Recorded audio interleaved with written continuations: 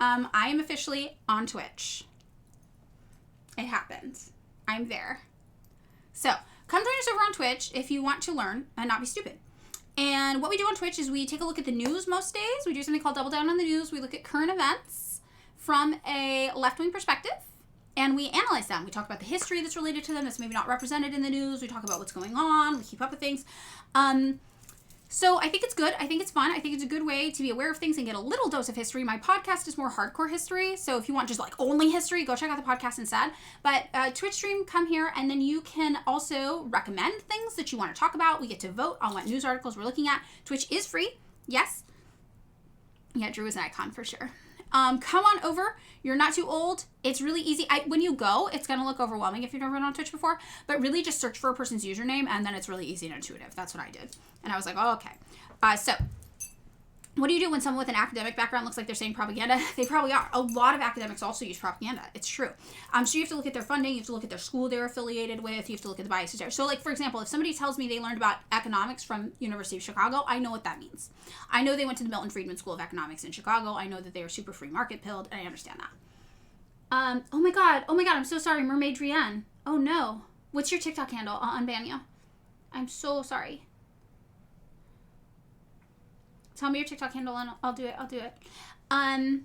So yeah, come over there. Oh, you have? Oh, yay, I'm glad. Same handle? Okay, I'm gonna find it. Let me see if I can like do it from the screen. I'm gonna ask you again in a minute when I'm done with these people, okay? All right, so you guys come over here. Come join us on Twitch. Get over to Twitch. Monday through Friday after the TikTok lives. I'm 30 minutes late today, so we are late today. Hi, Velvet Cake. I am having a nice Friday. Yes. So we can talk about all these things over here on Twitch. I'm getting done with you guys, but you come join us on Twitch. We learn about things. We actually learn about things. So if you're confused, oh my God, wow, why is Madeline saying these things? I need you to understand. It's not just me. My ideology might not be popular in the United States. It is probably one of the most politically significant ideologies in the world, okay? Probably most people in the world, not most, but at least half of them have my ideology. It's only shocking to you because you're an American and you're propagandized, all right? So I'm not telling you things other people aren't saying. I'm a Marxist-Leninist. China, country of 1 billion Marxist-Leninists, all right? We're out here. This is not fringe political thought. It just feels weird to you because political thought is very, very heavily censored in the West. Right? And in the United States in particular. So that's it. Is left for sure? Yeah, I'm as far left as you can get. Yes. This is the actual left that the United States government does not allow you to have. This is left-wing politics everywhere else. This is why people in other countries look at the Democratic Party and say, that's a right-wing party. What are you guys doing, babes? Because it is. It's a fucking right-wing party. And you're so indoctrinated by what a right-wing political party looks like, you don't know what left-wing politics look like. So you encounter left-wing politics and you're like, what? What the fuck is this? Yeah, because you don't know. Because nobody ever gave it to you. So there are people with left-wing politics here in the United States. We are holding it down. We are trying to grow. We need you. We need you to stop being a leftist who supports the Democratic Party. That's a far-right, freak, extreme group. Those are gnarly people you should not support. Those are bad people. And we need you to actually get on board with left-wing politics. We are building a movement. Come join us. And you don't have to agree right away. But you should probably learn. Because a lot of you real ding-dong. Real ding-dong vibe. Real ding-dong vibe. So let's go. We don't have time for this. You know the only thing that ever defeated fascism? You know what it is? Only thing. Communism. Yeah, oh, it's almost like that's why they want to tell you communists are evil, huh? In Italy, who defeated the fascists? The communists. We fucking hung them. Nazi Germany, who defeated the fascists? The communists. Yeah, we fucking iced them, alright? So, remember tunnel vision. I know, my job, I know. So come on over. Yeah, vote for communists. We're trying to get the word out. The racism? No, I don't remember any racism. Are you talking about the con artist? The grifter? I don't remember any racism. What I do remember is that a friend of mine who I gave a job to fucked over like everybody in LA. And I was the only white person in that group actually. Everybody else was black that they fucked over. Black and queer. And then they lashed out because we were all like, dude, you're like not cool. And then they started trying to extort money out of everybody and then suing us and trying to fuck with us all. And it was really, really bad. And then their claim, the one claim they could come up with on the internet, do you remember what they said? It wasn't even about me. It was that 2 of their other white coworkers listened to rap music in the office. Not even me. Not even me. That's the worst they could come up with about me. So that person, though, if you're consuming the drama slop, you have a moral obligation to go to my link tree, scroll down to the GoFundMes, find the GoFundMes of the black queer people in LA that they fucked over, and donate to them. Especially if you're white. Especially if you're white, go give those people money right now. That's the penance you pay for consuming drama slop. Go support the people who were fucked over by that person more than me. Okay? Hi, sorry. Yeah, the balloons, I don't know. 3, I think, those balloons? I don't know. Also, gardeners here.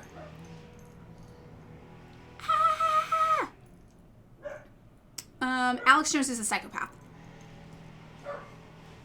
You're from a post-commie country and the anti-communist propaganda is crazy in schools? Yeah, for sure. You garden? That's so cool. I actually just cleaned out my, I'm being too nice. No, it's Fuck Off Friday. I can't talk to you about gardening. I'm mad. Let's go. I'm never, no, I'm not gonna fucking admit to shit that's not real. Are you kidding? Couldn't be me. How loud is the gardener, guys? Is it bad?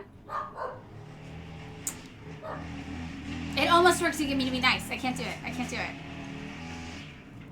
First time here. Hi, welcome. We're gonna start in a minute. The garden is here, so. Why do I have so much consumerist products? What does that mean? Do you mean why do I got so much shit in my house? Thrift store.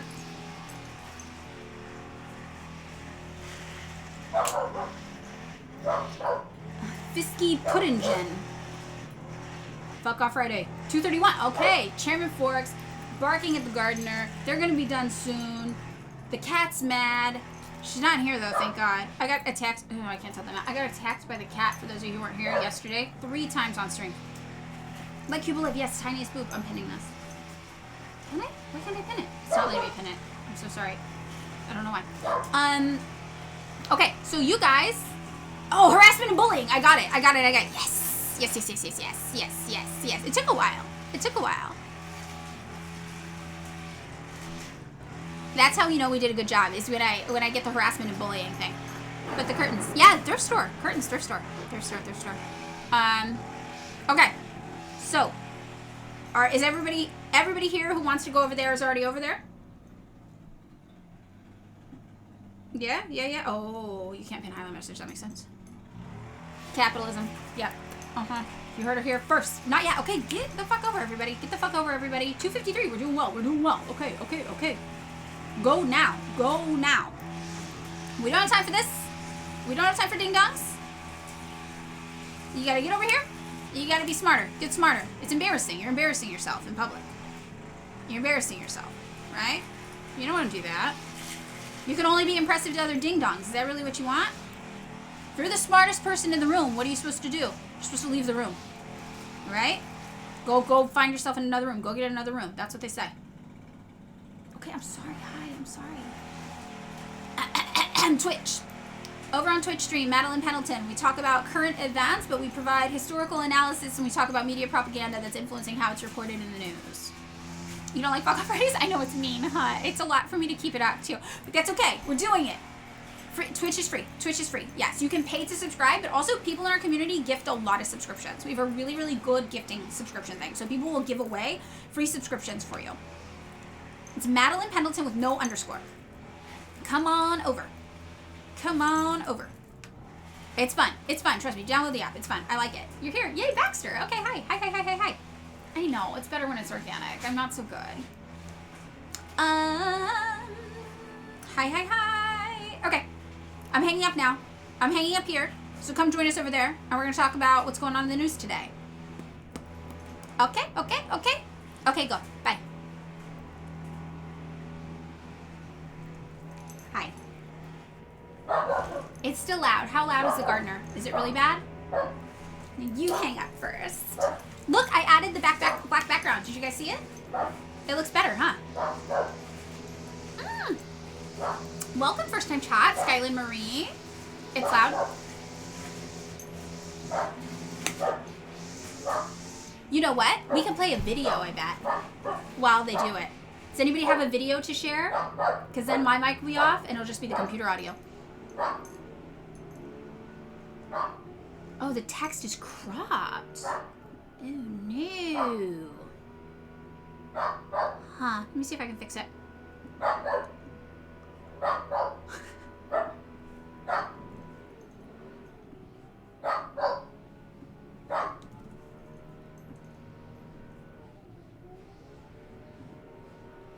Is that better? How about that? Not cut off anymore. Maybe I can make it taller too.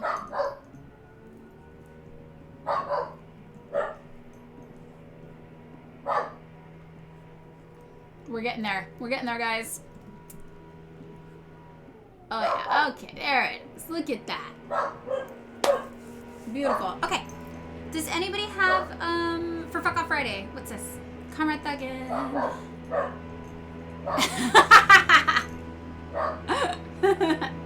This is me.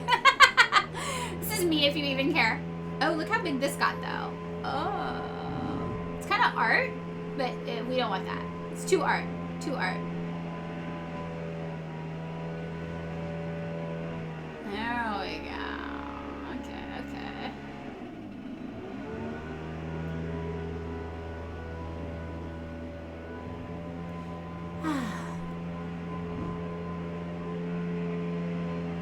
Okay.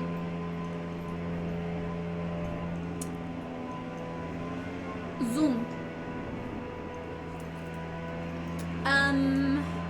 It's your birthday tomorrow. Oh my god. Happy birthday. Yes, I have a banner. I'm a professional streamer. Oh my god. Hi, little stinker 420. Welcome.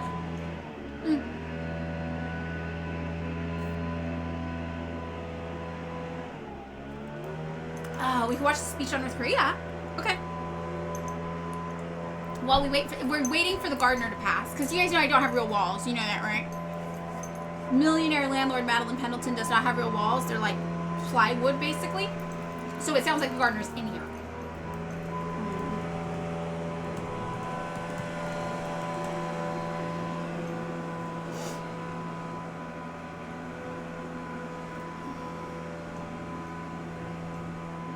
Okay.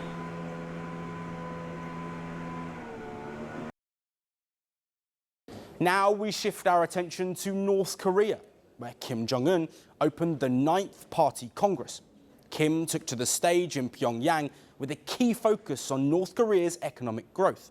But, as of yet, there is no mention of nuclear weapons. This is a rare event for the reclusive nation, taking place roughly every 5 years. Analysts say national priorities will be set for the Workers' Party of Korea, including the nuclear policy. There is also the potential of a reshuffle in key leadership posts under Kim. Thousands of delegates and party elites packed the House of Culture in the capital, Pyongyang. Kim said his nation had overcome its worst difficulties since the last Congress in 2021 that was held during the global economic downturn from the COVID-19 pandemic. This time round, he spoke of optimism and confidence in North Korea's future, highlighting key goals for his people. Our party is faced with heavy and urgent historic tasks of boosting economic construction and the people's standard of living and transforming all realms of state and social life as early as possible. Well, for years, Kim Jong-un has prioritised ramping up his nuclear arsenal, while large swathes of the population struggled to make ends meet. North Korea is one of the most isolated and poorest countries, and Western sanctions imposed in a bid to block funding for Pyongyang's nuclear program have crippled North Korea's economy. And a strict information blockade from the East Asian country means getting the full economic picture is practically impossible. However, experts have recently suggested that the country is experiencing economic recovery, and a major factor in this growth is strong ties with Russia. North Korea has sent thousands of troops to fight on the Russian front lines against Ukraine. And in return, President Vladimir Putin has expanded trade with Pyongyang while providing military tech and economic aid. This comes as China continues to be critical for North Korea. Beijing remains Pyongyang's largest trading partner, while also providing direct aid. And North Korean state media said the ruling parties of both of these allies sent messages to mark the start of the 9th Congress. Now, a point of interest in Kim Jong-un's opening address was what he didn't say. The Supreme Leader didn't once mention relations with the United States or neighbouring South Korea. And as we've mentioned, there was also no comment on nuclear weapons. North Korea's nuclear ambitions are no secret, with dozens of assembled nuclear warheads estimated in Kim's arsenal. On Thursday, ahead of the party conference, North Korea's leader unveiled 50 nuclear-capable rocket launchers. When this weapon is used, actually, no force would be able to expect God's protection.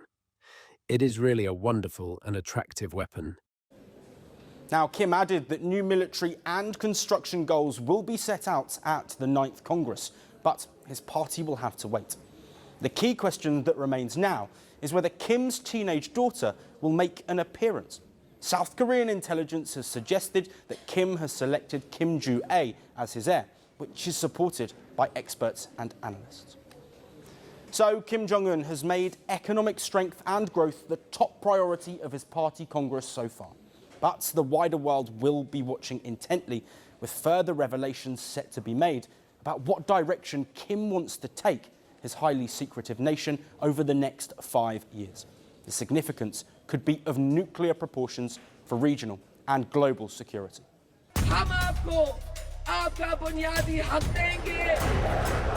The streets roared.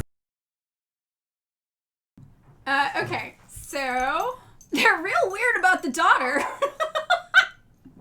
Fork's really mad too. They're real weird about the daughter. Fork's now at the stage where she's yelling at the gardeners. This is like the level of chaos developing. They're very strange. Also, it's like, okay, she's a little girl. She's a teenager. They're like, why isn't she involved in the 9th Party Congress? Like, I don't think take your kid to work day extends that far. He never said she'd be, that's not even how it works. Like, so he has 2 roles, right? Should I go get Fork? Hold on, I'm gonna go get her.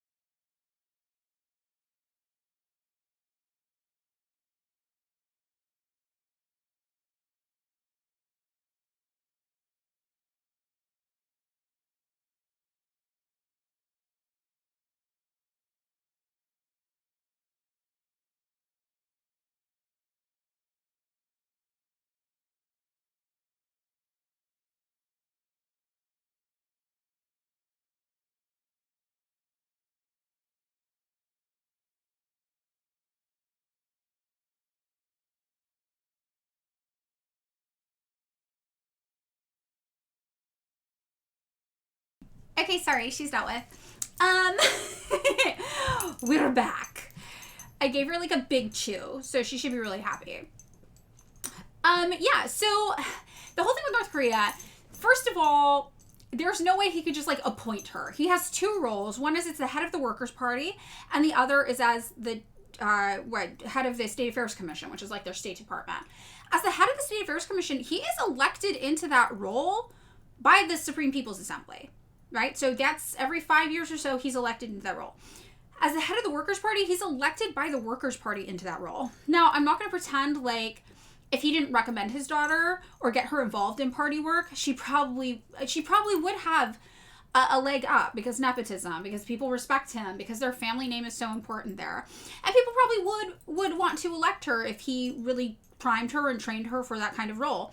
But the idea that he could just unilaterally appoint her to any of these roles is absolutely ridiculous. That's totally made up. And also, she's a child. If anything, he's just getting her involved in party work as a teenager because they tend to have like youth leagues in the party and things like that. So it's more realistic is she's probably of the age where she can start to participate in party work, and he's getting her introduced to it. And party work, by the way, is not work. That's not... Party work is like learning about things and like this is what our ideology is. It's like school kind of when you're that young. How is the going outside to pee with fork working right now? Well, she's been a lot better, but right now, because the gardener's outside, I put a potty pad down for her so she won't go run and chase the gardener. So we did that as part of our fork tending. Yeah, my dog's name is Fork, yes. So our opinion on North Korea is that they are victims of brutal Western imperialism. The best way to think of them is think about if Palestine held out and got nuclear weapons. That's what happened to them. They went through what Palestine went through. And I showed this on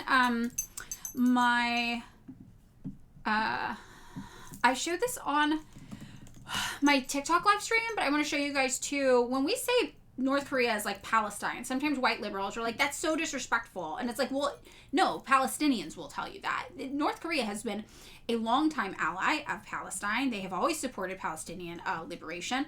They have always materially supported liberation of Palestinian people with arms support. And Palestinians know this, and they will tell you this about North Korea as well.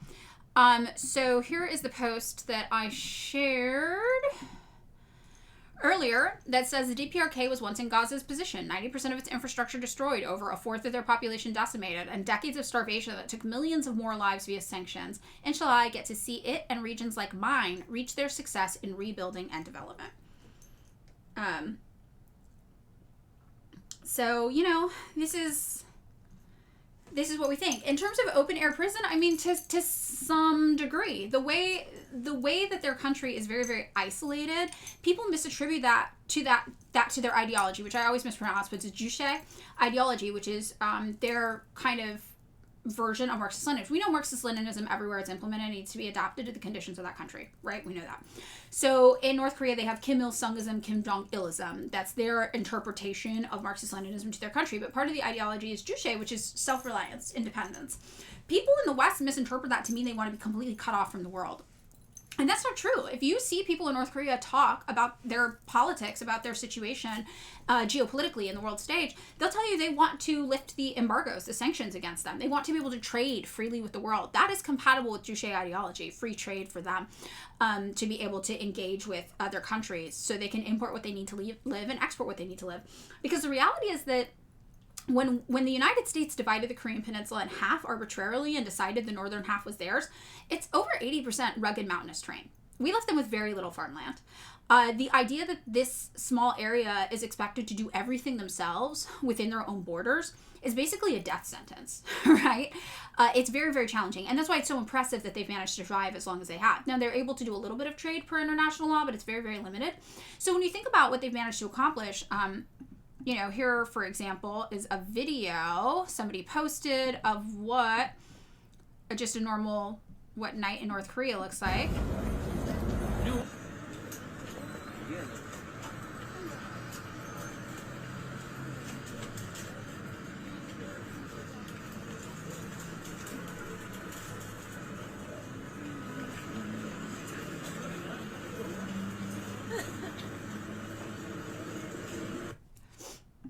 When you think about the fact that they've been able to build this completely cut off basically from the rest of the world, that's impressive. Yeah, how can they survive? They went through what Gaza is going through right now. They had 80% of their infrastructure destroyed. They had 20 to 25% of their population murdered by the United States government. The United States is their Israel.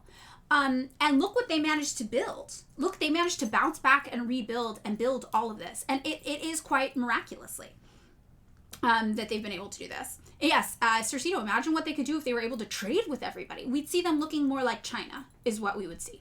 And they built so quick. And they, last year, we actually, in the Ninth Party Congress, Kim Jong-un was talking about how from the 5-year plan, I think, or from their last time they met, they wanted to build 50,000 houses. And they managed to do that. They built 50,000 new houses for their people. And now they're constantly looking for ways to improve their food issue so they don't run into an issue where their farmland is wiped out by natural disaster again, like it was in the 90s, and they're struggling to feed their people. So that's another big focus for them that they're dealing with a lot.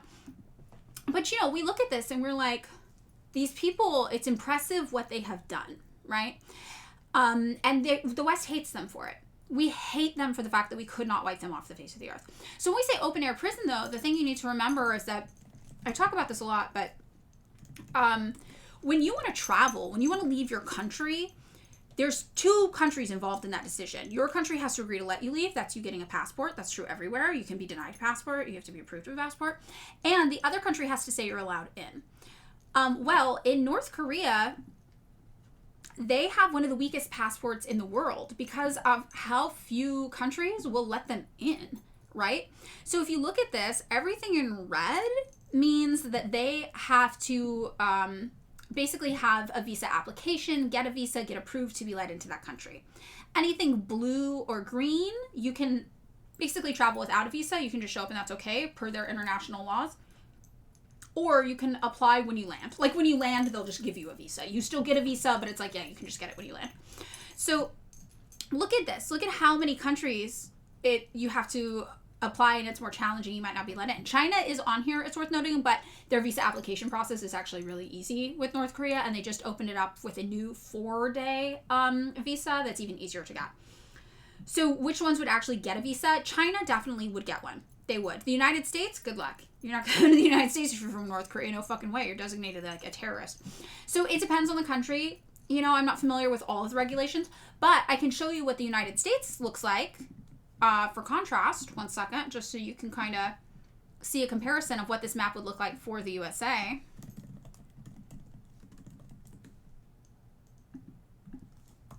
I'm trying to like guess how they formulated. Yeah, okay. So this is what, I don't know why it's in Russian.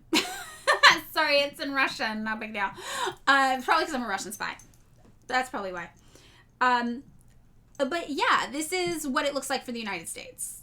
Green, green, blue, blue. So look at this. This is around 150 countries where you can just show up and it's fine, or you can get a visa on demand. That's the flip side of North Korea. North Korea is 150 where it's going to be hard for you. The United States only is 32 where they have to go through what the North Korea has to go through for basically everywhere. So when we talk about them being stuck there, North Korea's passport is basically as weak as a Palestinian passport. They can leave, but a lot of countries have a hard time accepting them. China does accept them. 200,000 people from North Korea we know travel to China every single year alone. But I always ask people this. Think about how few Americans have passports. In West Virginia, we have the lowest amount of passport holding, right, out of any state in the United States. In West Virginia, it's 20%. Now imagine how many fewer Americans in West Virginia would want to get a passport if you could only go a handful of places. If you could maybe only go to Canada, it's nearby you, and then a few random places that are pretty far away that you don't have much cultural connection to. Would it be worth it to you to apply for a passport to just go to Canada, basically? Maybe not, right? I probably wouldn't. I got my passport to go to China. And I was like 28 or something when I got it, right? So this is what we really have to think about. This idea that it's an open air prison, right? They really are hindered. And this is part of the blockade. This is part of the blockade, travel restrictions. You lived in West Virginia for 4 years, Chinese mustard, you met many older folks who had never flown in their lives. Yep. Mm-hmm. You got yours at 32 to go to Mexico. Find it lesbian. Yep. Mm-hmm, mm-hmm. So this is kind of it. Please link the 200K that go to China. Yeah, I can find that for you. Hold on. China census data border crossings. Yes. Archive statistics. I gotta look for it. Sorry. It definitely is this like. They have this census website, and I'm always like looking for it.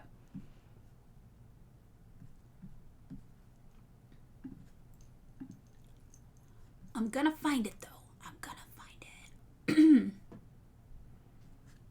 You know what? I bet the Wikipedia links to it. Let's look and see if somebody on the Wikipedia linked to it.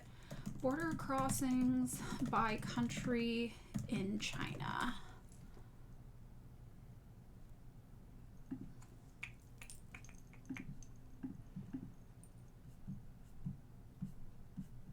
No. Tourism in China?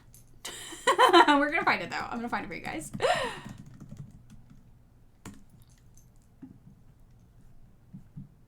Aha! I bet it's here. Hold on.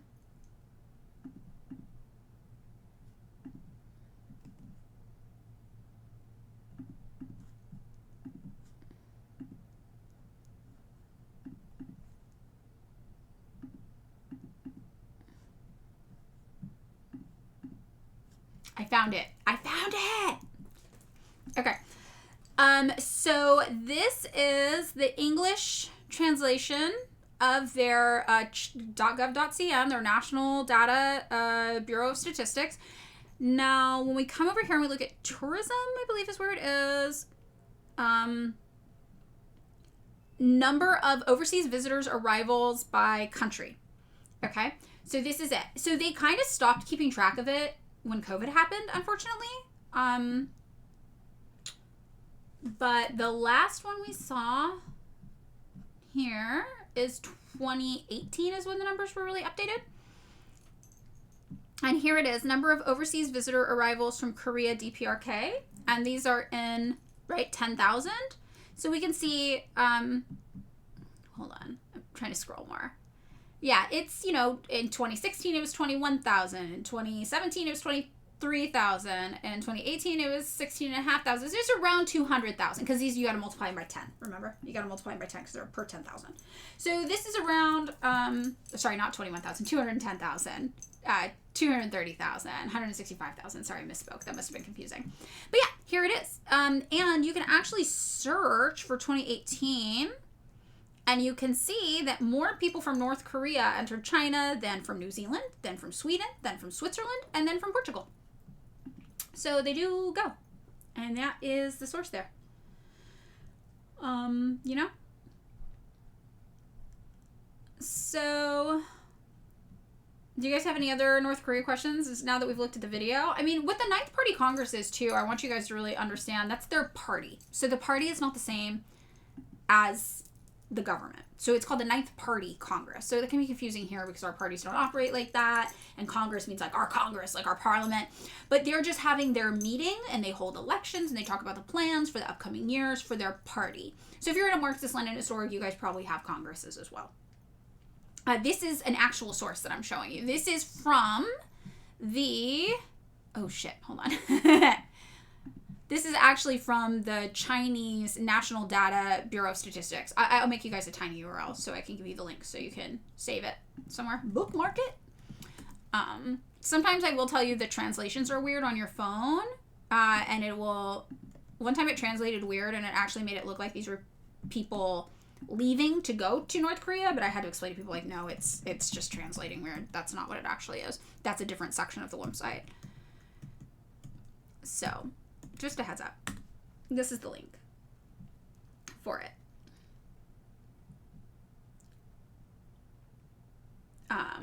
Okay. What do you guys think? Any other questions? Should we just look at the North Korea party thing really fast before we get into what we're actually going to talk about today? Because it's probably not super interesting. I do think it's funny that they're like, they didn't talk about their nuclear development. It's like, yeah, because that's not like the focus of the fucking party, first of all.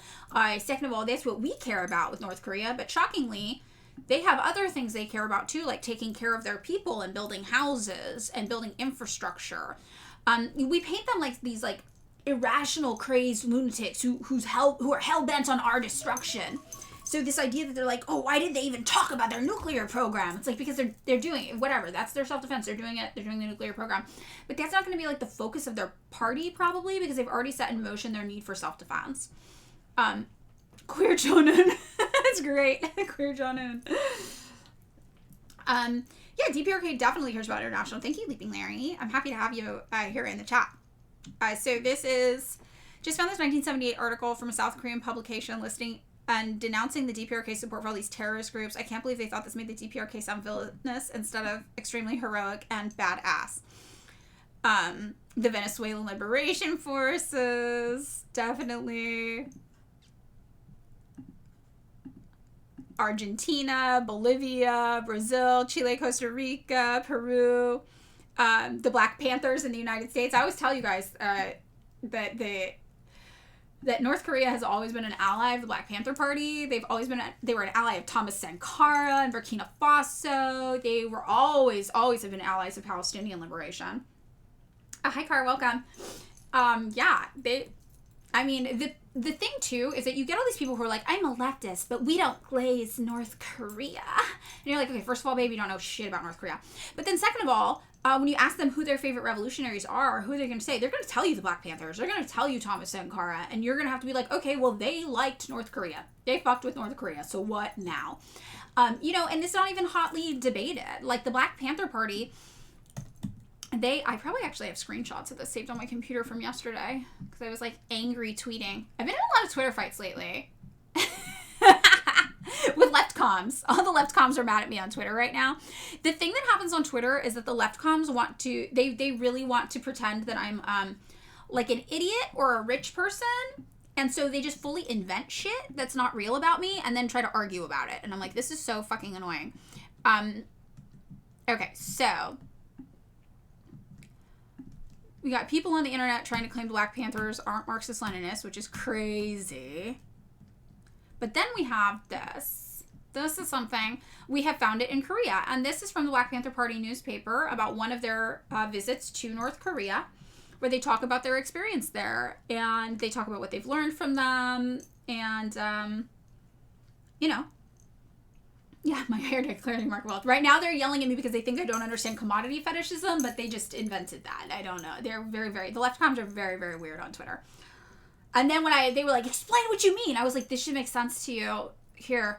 And then they're like, no. And finally I was like, oh my God, I'm going to spell it out for you fucking psychos. Like 12 hours later, I'm like, this is this, and this is this, and this is this, and this is this. And they're like, well, that's way to walk it back now. And I'm like, oh my fucking Jesus Christ. Oh my God. This is what I was saying from the beginning. Oh my God. It's crazy. Left comms are wild. They're all sorts of things. Right now they're mad about the commodity fetishism because I made a joke about commodity fetishism that they didn't get. And they thought that I was saying that commodity fetishism is when you like when you like commodities. And I'm like, girl, this is like a reference to something that literally was said in chapter 1 of Capital. Like, what are you talking about? It's crazy.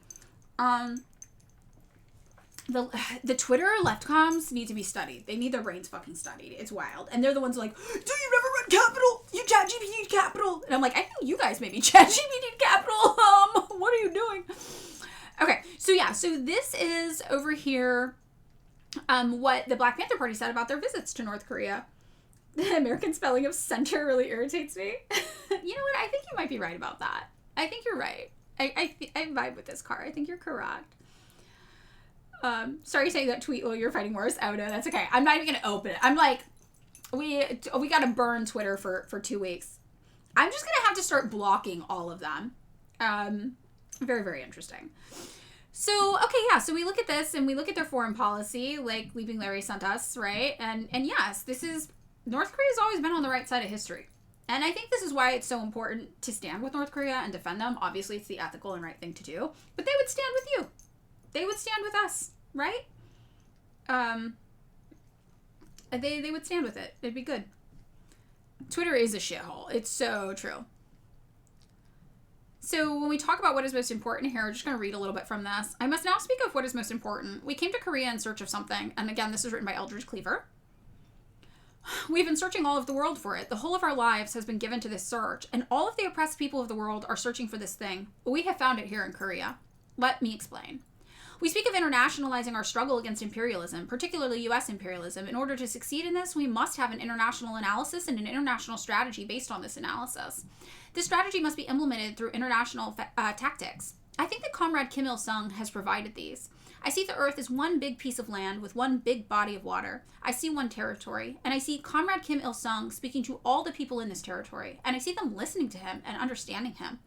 What he is saying is so clear that even a child should understand it. He is telling us what is right before our eyes, what we are all prepared to see and understand, but which we could not see as clearly as he could because we did not have his perspective. Now that he has pointed it out to us, we can see it clearly too. It would take a man like this, like Comrade Kim Il-sung, with his long and deep experience of fighting against imperialism, including deep experiences in guerrilla warfare. And, he was a war hero. That is why his family is so respected. Kim Il-sung is a great man in Korean history, and even in South Korea, people used to tell you this everywhere. So when we talk about how important the Kim family is in North Korea culturally, when I say, imagine, Pete Hegseth is George Washington's grandson. What's that look like? This is what we're talking about. This family is very respected, not just by people in North Korea, but they were respected all around the world. So he has taken what he knows and applied it to the international situation, and I think the result is beautiful. I think it is what we've all been seeking and waiting for and working for. The Korean people, the Democratic People's Republic of Korea, and the great leader of the 40 million Korean people, Comrade Kim Il-sung, by the way, his job when they were calling him leader was premier, right? It's the same job that Park Dae-sung has. Leader of the 40 million Korean people, Comrade Kim Il-sung, have heightened our consciousness to a level that makes us equal to the task of dealing with our number one enemy, the U.S. fascist imperialist aggressors. So we are very glad to have come to your country, to have seen things and learned things, to have known such beauty. The strength and revolutionary thrust of your entire society, your theater, your industry, even your trees and beautiful flowers have made an indelible impression upon us. We would like to stay here in your glorious land forever, but of course we must return to our struggles, to our own people, to fulfill our duties and take back with us and spread, broadcast, what we have learned here. If there's one single thing we have learned here, it is the wisdom and rewards of tenacity, of never giving up the struggle, of fighting harder and harder the more the vicious enemy presses us. This is what the Korean people did, and this is why they are triumphant. I'm going to cry. It's so beautiful. Our dream will be to someday make a return visit to a unified Korea, with young pioneers from the northern border to the tip of this country to the south. We would like for the Korean people to know that within the 30 million black people inside the United States and among the other oppressed people there are ardent battalions of that army of liberation which the heroic guerrilla Major Ernesto Che Guevara called forth. Che called for a continental-wide army. We respond to Che's call, enlarging his army into a hemisphere-wide army of liberation.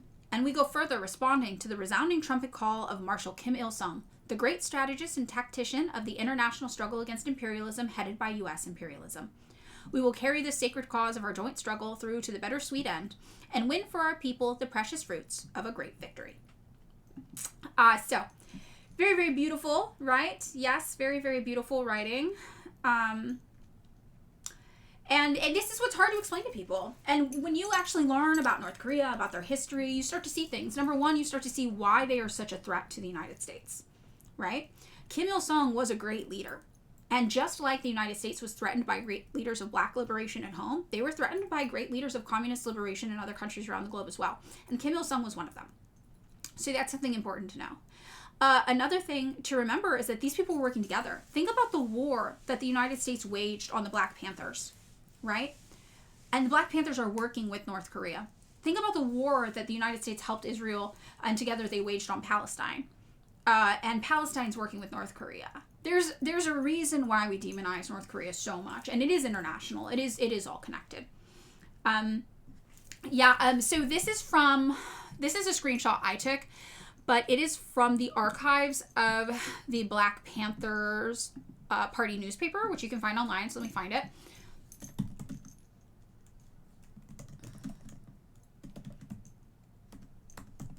I don't know if I'm going to be able to find the exact issue it's in because I just took a screenshot from it, but you can actually see the entirety of the Black Panther Party newspaper records here. So they visited in 1969 and 1970. So it's got to be in one of the 1969 issues. So I'm going to link you to just this page. I don't think we'll have time to go through all of the issues and find the exact one probably. But this is what their papers look like. And they have a lot of great reading in here. That I definitely recommend you look at. And they're mentioned in more than just that paper North Korea is, because there's also covers that have Kim Il-sung's face on them and quotes about Kim Il-sung. There's a lot of really good stuff in here that you can look at. I don't think that I'll be able to easily find the exact page, but we'll see really fast if we can.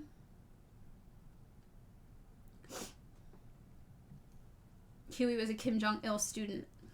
He gave a really cool speech at Boston College that still confuses Marxist-Leninists in the West today because he was talking about adopting the Juche analysis of history to improve on the historical materialist conception. Yes, exactly. And that's what I try to tell people. The Black Panther Party went to North Korea and they were like, how do we do this here? This is what we need here. Their conceptual idea of a liberated Black America, per Lenin's ideas, right, of right to self-determination for oppressed people, in their head, they were going to build a North Korea. They were going to do that. That's what they wanted. And they also found that to be compatible with Malcolm X and his writing, which I think is very, very, very interesting.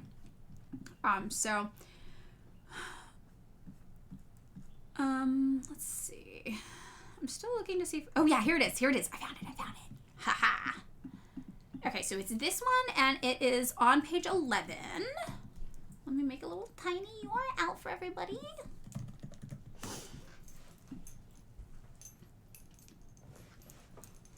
Marxist Gamer Zero. It's crazy that if you say something good about the DPRK or Cuba or the USSR or any political enemy of the US, like Russia or Iran, without fault, you get 20 random accounts attacking you. It's like they scrape the internet just to wait for someone to say something to strike. I swear they pay off. I mean, it's really, really wild, but people are so propagandized, really, and it sounds so dismissive to say, but when you really think about it, these people are brainwashed. Like, talking to somebody about North Korea, and then when you see and you learn about what they've gone through, what their struggle is, how respected they are, their values, their politics, it's like night and day, right? Should you watch what you say here? I think you might be okay. I think it's okay. I know you're not allowed to use a hammer and sickle. I know that. That's the only thing they told me when I joined.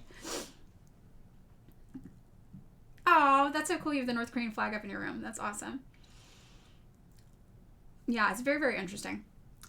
So I think we should do some Kim Il-sung sometime on Theory Thursday. I think that would be good, but maybe a little bit down that, yeah, you're being very serious. So very careful. Yeah, no commie symbols. Okay. I do have Karl Marx that I drew. Maybe I should remove him.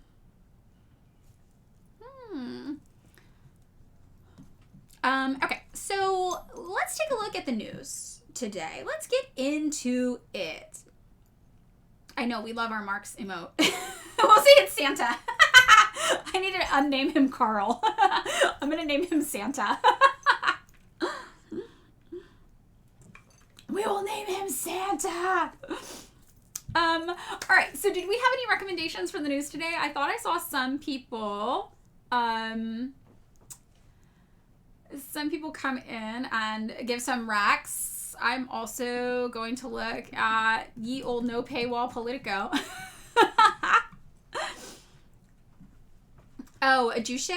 Yeah, I mean, I'm not as familiar with anything outside of the Self-Reliance, but let's see if we can find a good little... We have the whole works of Kim Jong-il on this subject, obviously, but that might be like a big read. Oh. On the Juche idea. Let's take a look. Yeah, it's 88 pages, unfortunately. So, oh, sorry, screen share. But the key takeaways, and I've never read this whole text, just so you guys are aware. I've never read this whole text. You have a recommended Juche reading list? Okay, yeah. Can you share it with us? That would be awesome. I can pin it. That would be so cool. But yeah, the guiding principle, we can do that. But everything I've learned about it has always been that it is about self-sufficiency and not becoming reliant, basically, on charity or aid from other people, etc. Okay. Oh, thank you. I'm going to pin this. Yay. I'm also going to save it really fast to my page. To my thing. Oh, I need the Ho Chi Minh stuff too. I need to get more into Ho Chi Minh. Sankara, Hampton, Kim Il-sung. Oh yeah, okay, so it's Kim Jong-il and Kim Il-sung. I will say I do also think that, from what I can tell, Kim Il-sung was obviously a great leader, great revolutionary, great ideology. Kim Jong-il, from what I have seen, it seems like most of his party work was in developing ideology additionally, and he wasn't really seen... It feels like Kim Jong-un's work is more like hands-on, out in the field, like you see him doing things a lot. And I know you definitely saw that with Kim Jong-il, but it seems like there's that kind of distinction that like Kim Jong-il in many ways was more academic in his approach to leadership in the party. And Kim Jong-un is very practical, almost like a Stalin kind of figure. That's how I think of it, but I'm curious too, anybody more familiar with North Korea as well, if you have... similar thoughts, if you've noticed the same thing. I just really do feel like Kim Jong-un is loved for that practical kind of stuff. But, either way, I think the important takeaway is that the family is really, really, really respected, and they've developed an ideology that allows them to interpret Marxist-Leninism to their conditions, which is what you're supposed to do, right? That's what we're supposed to do. So I'm going to go just to page 34 of this text really fast that I have pulled up 1 second. I know you guys can't see it yet. And we'll just go like a little overview of it. But this is an area I could stand to learn more about as well. I know this much, which if I was a normal person, I would get on the internet and make 180 videos telling you I'm an expert on it. Because I only know this much. I'm like, we could do better. Oh, lessons on YouTube. Okay, yay. Thank you. Cool. I can't pin this one, but everybody pay attention to this as well. Oh yeah, thank you. Okay, I'm gonna pin this as well for everybody. I'm so happy you're in the chat with us today. Thank you so much. Okay, so the guiding principles of the Juche ideology are here. The independent stand must be maintained. So this is the one that we usually tend to focus on, and this is the one that's like misinterpreted a lot by the West to mean they want to be cut off from the world. They're a hermit kingdom. No, they want to be able to go places and trade like anybody else. This is not what this ideology means. So, and this is from Kim Il-sung. So, Kim Jong-il, sorry. So what this means, it says, is if the revolution and construction are to be carried out as required by the Juche idea, independence must be maintained and realized in the party and state activities. The leader laid down the principles of Juche and ideology, independence in politics, self-sufficiency in the economy, and self-reliance in defense as the principles of realizing independence. The principles of Juche, independence, self-sufficiency, and self-reliant defense are the guiding principles of realizing independence in the sphere of ideology, politics, the economy, and defense. Now, I think this was really smart. And I also think that something you have to consider is that think about North Korea in the Sino-Soviet split. Think about North Korea and not just North Korea, Cuba, all these other countries, Venezuela, right? When the USSR ceased to exist. These were major things. And North Korea was able to survive through that and build and build and build, I think in part because of this ideology, right? Being like, okay, what can we do for ourselves? What can we rely on ourselves for? And again, that doesn't mean they want to be completely cut off from the world. They would love for the blockade to be lifted. But that does mean that this emphasis on self-sufficiency has helped them survive. It's been a survival skill. Yeah, for Alexandra Bruto, for a hermit kingdom, they sure do have a lot of support for anti-imperialist struggles all around the world. Yep. Exactly. So true. And you see, they're not actually hermit kingdom. They don't want to be cut off from the world. So this is kind of where this all goes. They also have independence in politics. They have self-sufficiency in the economy, which again does not mean no trade ever. It just means that they want to be able to take care of themselves as best they can. In order to build an independent national economy, it's essential to adhere to the principle of self-reliance and economic construction. So what does this look like? This looks like trying not to rely on aid. This looks like definitely not doing things like IMF loans and World Bank loans and shit like this, right? So they say if an independent national economy is to be built, the economy must be developed in a diversified and integral manner. Unlike the capitalist economy, which is geared to make money, the socialist independent economy is always aimed at meeting the demands of the country and the people. So an independent economy should naturally be developed in such a multifarious and integral ways to produce independently heavy and light industry goods and agricultural products to make the country rich and powerful and improve the people's living standard. Such an economy can also develop safely and quickly on a solid basis. So that's kind of the economic thing. Self-reliance and defense, obviously very, very important. So a lot of people also misinterpret what Songbun is. You'll have people misinterpret that. Songbun, they'll try to say it's like this weird caste system. It's really just military first. They understand that they survive because they've invested in their national defense. And when you look at them and you look at what's going on with Cuba, you look at what's going on with Venezuela, you know they were correct, right? You know they were correct to develop their national defense, get nuclear weapons, and defend themselves first and foremost. So that's really what Songbun is about. Songbun is about we are not a country, we do not exist unless we have national defense first.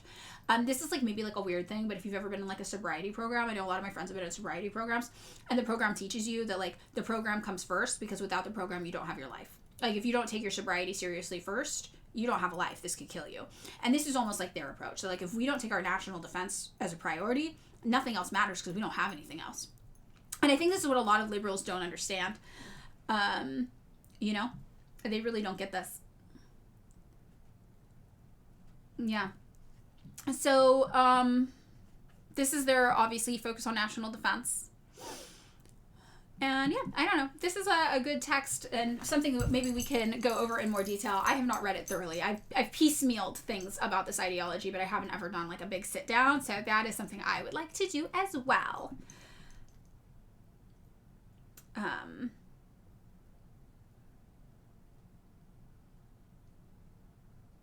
are we talking about? Wait, hold on. I don't understand this message. Miseducated Jules, $8 a month. This is for middle class and working class. There's no aid. Call a hotline. Anyone, they cannot help you. We were dying right before your eyes. But yeah, North Korea all day long. No understanding of how to unite AA people are monsters and it's a cult, very dangerous one. What? What is this talking about? I don't understand what it's talking about. Does anybody know what this person's saying? Oh, okay, revolutionary optimism. Okay, well that's good. I like that. Yeah, it is weird that the DPRK gets dragged for having a strong military, but every U.S. politician, including Kamala Harris, raves about wanting to have like the most lethal military on earth. So wild. Okay, so let's get into actually what we're going to do today, what we're going to talk about in the news. For anybody new here, what we do is we select a news article and we go through it. We talk about the historical context of it, and we see what propaganda maybe is there and how it's presented, and we talk about just current events from a left-wing perspective.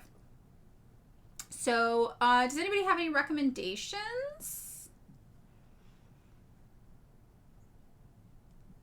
Anything? DPRK's military budget is less than the NYPD? That's wild. Oh, Hijabi Hive. Thank you. We've got some racks. Let's see. Anybody else? We did talk about DPRK news. We just talked about the Ninth Party Congress. We watched the video and discussed it. The Epstein Wars in Iran. We've got that. Okay, so we've got some options here. Hold on. I'm going to pull up 4 options, I think.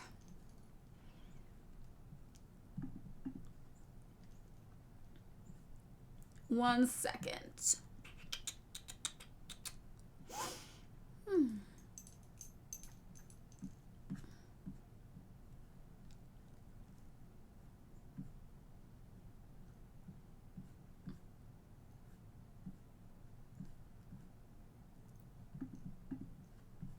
Okay, here's what I've got. So we've got Iran. We have domestic policy. That's just like a wide range of things about Donald Trump and Supreme Court tariff laws. We also have Colombia. What's going on in Colombia as an update. And I just have an interesting poll about Canadians hating us, but that's probably not enough to do it all. So maybe we do domestic, Colombia, and Iran as the 3 options. Talking about my curtains, I got them at the bins. I know. And then I washed them though, and then they started to fall apart. So now I have to go repair all the holes that started to come when I washed them. They were in perfect condition when I found them. I messed up. Colombia. Is Virgo here to do a proper poll for us? Maybe Car can do it. Car's here if Virgo's not. Virgo's here though. I just saw Virgo. Yeah, let's have Car do it. Car do it if Virgo's not in right now. Options are Colombia, Iran, and domestic policy. Okay, Virgo's on mobile. Okay, yeah, okay, got it. Thank you. Sorry, Virgo, thank you. Okay, you guys do this. I'm going to put up a screensaver, and I'm going to turn the heat on in my house because it's really cold. So, you guys do a little vote.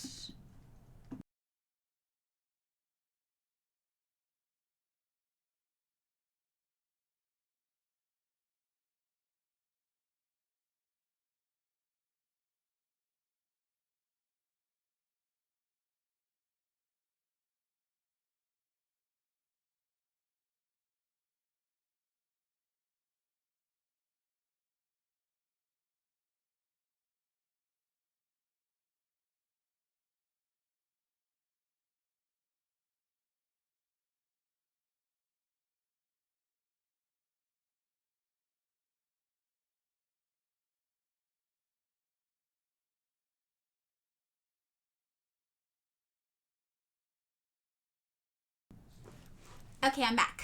Did we do it? Did we do a poll?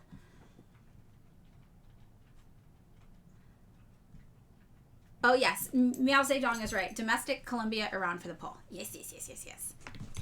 Uh-oh, Zay's here. Uh-oh. Ah! Ah!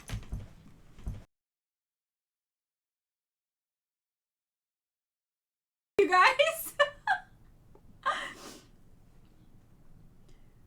Oh, Miseducated Jules, you're a ban evader. F this lady for sure. She knows what I said. The house is on fire. She only speaks about other countries aiding them. Great. I can't do that in terms of actual aid here. Hello. I'm so sorry. I don't mean to be mean. I have no clue what you're talking about.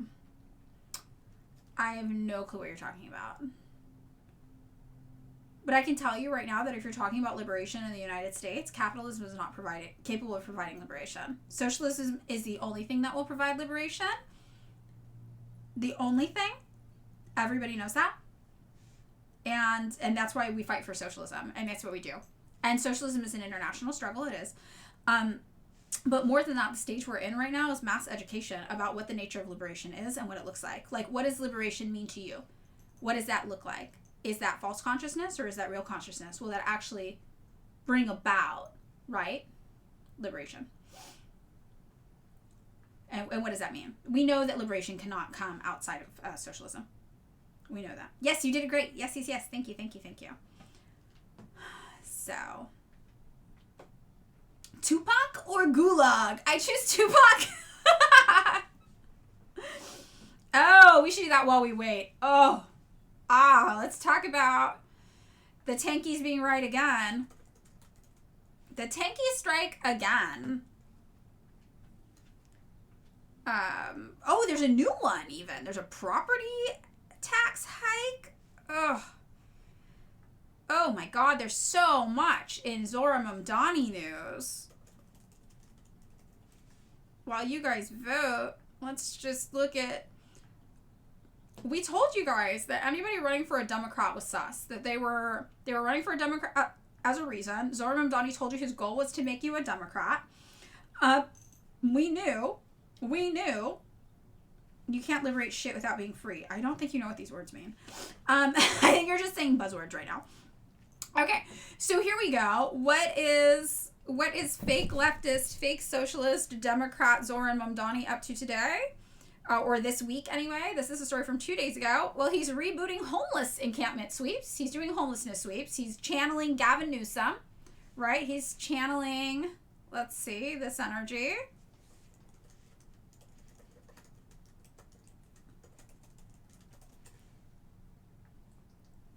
He's channeling this energy. Our favorite fucking psychopath here. Destroying homeless people's things and throwing them away. This is going to be him. This is going to be Zohran in 10 years. Give him time. Let him cook. He's going to end up there. But yeah, he does say these are going to be nice sweeps. Don't worry, guys. He says they're going to be nice because he's going to come by 6 or 7 times and ask you if you want to leave first. So, maybe you will. Isn't that nice? Now, they are going to offer you city services to leave, but we know that the way that city home services, housing services work are often not beneficial for unhoused people. They often have restrictions about times you can come and go, things you can bring with you, if you can bring pets with you. A lot of people... Miseducated Jules, I'm so sorry. You're just like saying random words. You're not making points, so I really don't know how to engage with you at all. But if you have an actual, like, thing you want to say that's not just random, like, words and I'm mad, you totally can. But until that, nobody understands what you're saying. I'm so sorry. You're gonna have to communicate more directly and clearly. We don't love Mamdani. I don't love Mamdani now. He's a Democrat. He's AOC 2.0. So we do have the poll, and Iran won. Is that right? Or Colombia? We had the poll. Who won? Was it Iran or Colombia? AOCIA, exactly. Iran. Okay, it was Iran. Okay, so yeah, and he's, we know that most people would not choose to sleep on the streets if there was a viable option for them in public housing available. So the fact that people are choosing to sleep on the streets means that these options are not viable for them. And that means that unless the city is addressing why these options aren't viable for the majority of unsheltered people, they're never going to adequately deal with this situation. And usually the problems we see is that it's not permanent housing, it's temporary housing, and there's a lot of rules and restrictions on how people are allowed to access it. So his plan is that they're going to go offer these people social services over and over and over again and then sweep. But we can see this is the Democrat thing. You put a nice face on the same barbaric cruelty. This person's just rambling. I don't, and they're a band evader too. I really don't understand what's going on with this person. I think I'm just going to block them again or ban them again, because what? I have no clue what's going on. Could be bot energy, I'm not sure. There's a person in the chat, Miseducated Jules, who's just like saying random buzzwords thrown together like it's a point. It's very, very weird. I don't understand what's happening. Oh, did you guys hear Zay? She's mad. She's trying to climb on the computers we speak. She's seeking its warmth. She wants to end me. She wants to fight me for control of the computer. She's decided it's hers. You didn't see that person? You don't see that person? Maybe you guys can't. Interesting. Someone in the chat. Someone being interesting in the chat. Where the fuck is my cat? No, that's literally Zay. Zay? I'm terrified of her, you guys. The person is in your imagination. Maybe they weren't showing up for you because they're a Banovator. Maybe they don't show up public. Maybe only I can see them. But maybe that's what it is. Potential Banovaders, maybe you guys don't see them publicly. Or maybe I just made them up in my head. That could be. I could be fully losing my mind now. Yay, we're at 4,900. Yay.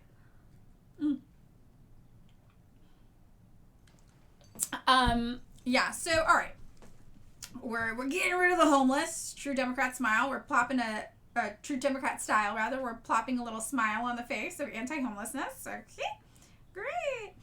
And then we have Mamdani's words come back to haunt him as he threatens property tax hike. Mamdani's campaign vow to only ever raise taxes on the city's uber wealthy came back to haunt him online Thursday after he threatened New Yorkers with a nearly 10% hike in property taxes. And for those of you who don't know, it's not just rich people who own houses in New York. New York actually is one of the few places in the United States that has a pretty good housing program where you can buy your own apartment or buy your own house for often a lot less than you can rent, as long as you're not a landlord, as long as you're just going to be the primary occupant. So this is something that actually would affect a lot of New Yorkers very, very negatively, and low-income New Yorkers, because a lot of the people who benefit from these programs, you have to earn a pretty modest salary. There's certain requirements that come along with it. They're working class people. They're not rich guys. So, you know. Oh, say left. We won. All right, so this actually is a pretty big deal. And then we have, taking a page from Adams, Mayor Mamdani proposes New York City library cuts. Great. After touting the importance of libraries as a candidate, Mayor Zohran Mamdani is following in the footsteps of his predecessor by proposing budget cuts that could force service reductions at branches around New York City. Mamdani's preliminary budget proposal, which he introduced earlier this week, includes a $29 million cut to the city's 3 major library systems. So what's happening here? He ran on taxing rich people and investing more in city services, but now we see he is wanting to tax everybody more, including working class people who are already struggling to make ends meet in New York. And again, owning property in New York, it's kind of like San Francisco. They're both the same way, where there actually are good opportunities to buy property if you are a low-income person. That's what I helped my partner in New York do when everybody decided that made me a landlord. So, yeah, you know, and then cutting social services. And this is what we see happening. This is standard Democrat stuff, right? The governor's also fucking with blocking the tax plan? Okay, interesting. I'm sure. Very, very interesting. But I also remember his goal was always to bring people back to the Democratic Party. It's not like he was a Democratic Party outsider. He had Obama's campaign team helping him with his election. He was a Democratic Party insider. At first, he might have started as an outsider, but he got swooped up real fast, right? So, there you go. That's why we don't trust people who run as Democrats. That is why we don't do that. Now, all right, so let's take a look at what's going on in Iran. We got a lot going on. The New York Times, I stopped paying them. I paid them for one trial month, and now they're mad that I have not paid them again. So this is going to keep popping up soon for us. I'm not giving them more money. I might give them more money. All right. As Trump weighs Iran's strike, he declines to make clear the case for why or why now. Let's take a look at this. Ugh, go away. Rarely in modern times has the United States prepared to conduct a major act of war with so little explanation or public debate. And this is the thing. Donald Trump kind of realized, hold on, we're redoing the computer setup after Zai. Donald Trump kind of realized, you don't have to say shit. It doesn't matter. It does not matter, right? You can just do whatever the fuck you want. Who's going to stop you? He didn't really even... His attempt to manufacture consent for us to invade Venezuela was so half-assed, really. Like, and I'm coming from the era of War on Terror. These guys used to at least put on a show for us. They used to come out, they'd be like, we gotta, they are so bad, we have to go there. Saddam Hussein he's got weapons of mass destruction. He's murdering people. He's pushing women off roofs. He's killing babies. It's so much bad stuff. We got this treatment for like a year. Like, we got just pounded with this propaganda for a year. What if you're gay in Iran? Now they're not even trying. Venezuela, whoa, we got like 3 months of like, maybe there's drugs, haha. And then all of a sudden it was just like, nah, we fucking took Venezuela. That's what happened. They're not even putting in the effort. And we see that the reasoning, the rhetoric gets lazier and lazier. And now it's just like, of course we're going to Iran. And the sad thing is that I think it's also the American public's tolerance for it has increased as well. The American public's tolerance is like, yeah, of course we're going to Iran. So what, do you, oh my God, do you support the IRGC? Is that, or IRCG? Like, that's what's going on here. Or GC, yeah. It's just what the average American is telling you. It's not even, they don't even have to try. And I think that's really disturbing, actually. I'm like really freaked out by that. Because I do feel like people are getting less politically literate. They're getting less aware about the world, right? And they are just accepting whatever. And fully, this is what I've started telling the liberals, like, you support Donald Trump's foreign policy. You want to go invade Iran. And they don't even realize what they're saying is a contradiction. Marxist Gamer Zero, are many white Americans like you, or are you very rare? I'm trying to decide how much I should curb my hope on the USI. On the typing. So in my org's mostly not white, I will say. But in my org, there are white people, and they are smart, and they know what's going on. You know, I don't know. I think that, though, most white Americans are liberals or MAGA, definitely, and the liberals are just as violent as the MAGA. Like Malcolm X said, they're trickier, right? Because they act like they're your friends, and then they harm you, and that really is the liberal agenda here. So I feel like that's most people probably. Do I think we'll see a revolutionary era? I mean, I think we might here in the United States. I'm not sure. I'm sure we will see more revolutions around the world though in our era for sure, definitely. So, I don't know. But yeah, it is disturbing how lazy they're getting with the reasoning. And I think it's because they know they don't have to. They know they don't have to even try. What are we going to do? So as we look at this, yeah, even the New York Times is like, well, nobody's even trying to convince us? Like, sell us the war at least, sell us on it. And they won't. And also this picture of him. What a fucking freak, man. What a fucking freak. Like, he needs a foundation that matches his skin tone a little better, at least, right? Or is that the tan? It might be the tan. Okay, wait. I gotta deal with Fork 1 second, and then we're gonna get into this thing.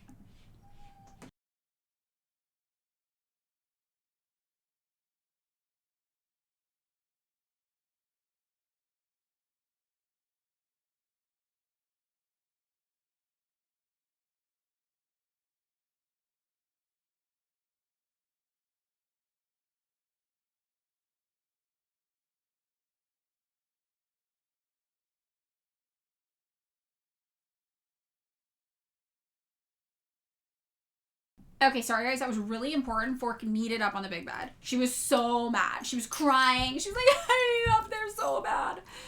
I am. A little bit of David's rubbing off on me. Where I'm like, listen here, buddy. Listen here.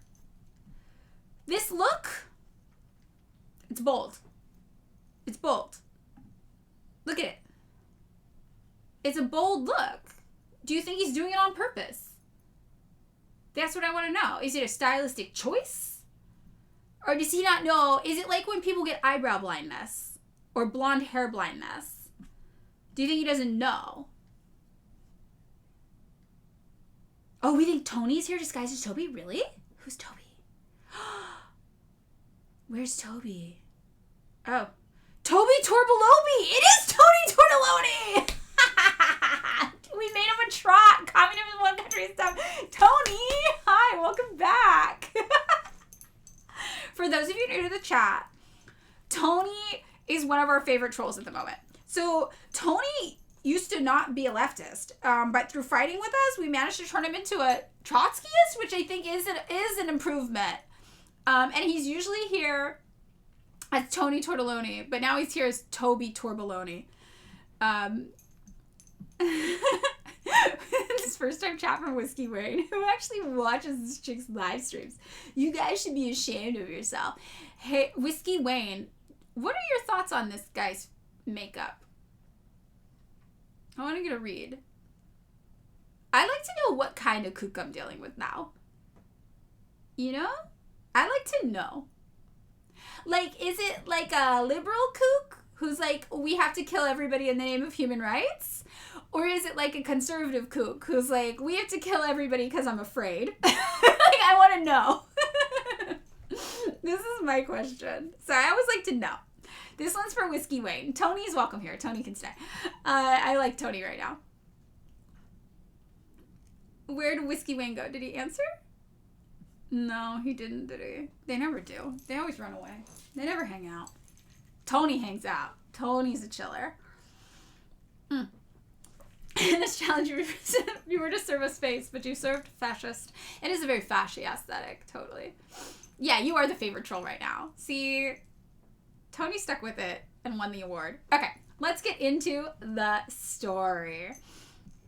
When President George W. Bush began preparing the country for the invasion of Iraq, he traveled to the country making the case that Saddam Hussein's government... Oh my God, this is exactly what I said. I didn't even say that they said this. This is what I remembered, though. Yes.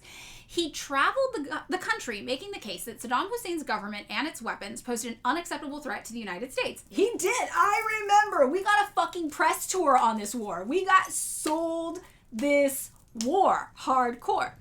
Speaking at Cincinnati's Union Terminal one October night in 2002, he warned that Iraq could attack the United States on any given day. And when I tell you, the Americans believed this. The Americans believed this. My aunt was like, oh my God, Iraq is gonna nuke Fashion Fair Mall in Fresno, California. Oh my God. Like, people were terrified.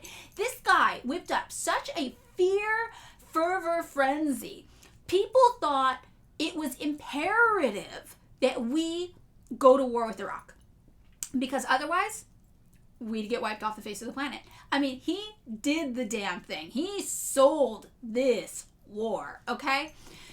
So he compared the urgency of the moment to the 1962 Cuban Missile Crisis, declaring doing nothing was the riskiest of all options. Weapons of mass distraction. Exactly.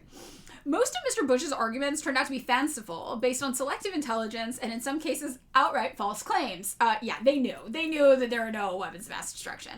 The war that followed is now considered by many historians as one of the gravest American strategic errors of modern times. Happy to say I was on the right side of history on that one, and it was initially what actually radicalized me. But if Mr. Bush made a false case, President Trump, facing a decision about whether to unleash a second major military assault on Iran in less than a year, has made almost no case at all. They're not even lying to us anymore. They just know we won't do shit. It's like, what are you going to do? What are you going to do? Even under George W. Bush, I will say, people fucking mobilized. People were on the streets. This thing lasted years, a massive anti-war movement, and it didn't do shit. Like, full disclosure, it didn't do shit. George Bush administration was like, well, I don't fucking care. There were protest songs about this. Fucking La Tigra made a protest song about this. I don't know if you guys remember this. Maybe I should pull it up for some reference. This was a movement. They didn't give a fuck, okay? But now, I think Trump is literally like, what are you gonna do? What are you gonna do about it? And even Vietnam, it's like, people protested for years and years and years, but materially, what did they actually do to stop the war, right? I think the only thing that would happen that would really affect these people is a strike. A massive strike. Like, we're not going to work for 3 weeks kind of strike, right? Let me find this, like, try to find this. Is it New Kicks?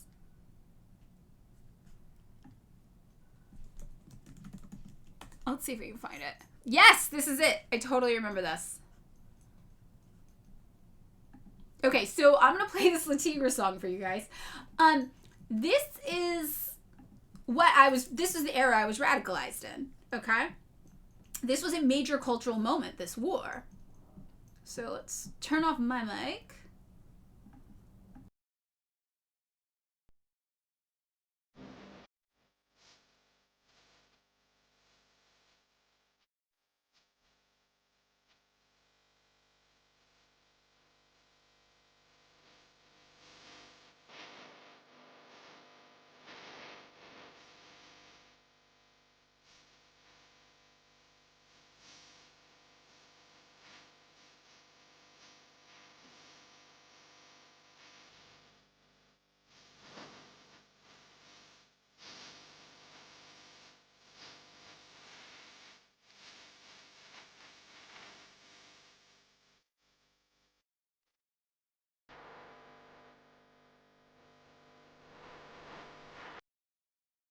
Okay, you get the picture. It was a thing. Like, people were into this anti-war movement. Didn't do shit. Didn't do shit. Oh yeah, we're listening to it. It was real bad. It was real horrible. Awful. Awful. And we were like, this fucks. How could the French burn down Paris over the retirement age going up 1 year, but the Americans get disemboweled and do nothing? I don't know. It's a great question. We're all wondering. But the thing is, as we wonder, none of us are doing it. So I will tell you, I understand the Marxist-Leninists. Obviously, the Marxist-Leninist take is that we are opposed to acts of individual adventurism. We pursue gaining political power in a strategic way that leads to long-term successes, right? But you would think some anarchists would be out there. You would think Lana Del Rey would be out there as a registered anarchist, lighting something on fire. I mean, that's kind of the thing that the anarchists are supposed to do, right? That's the role of the anarchists. We're supposed to play the long game, and the anarchists are supposed to be in there at the short game doing property damage. I thought that was how we worked together. I thought that was our tacit alliance, our agreement. But apparently not. So I think the anarchists aren't carrying their weight in this end. We're really trying. So, you know, they need to step it up. But I want to show you guys also some of the pictures so you can really see how massive this was. These were huge protests. This was not something small. Let me see where I can...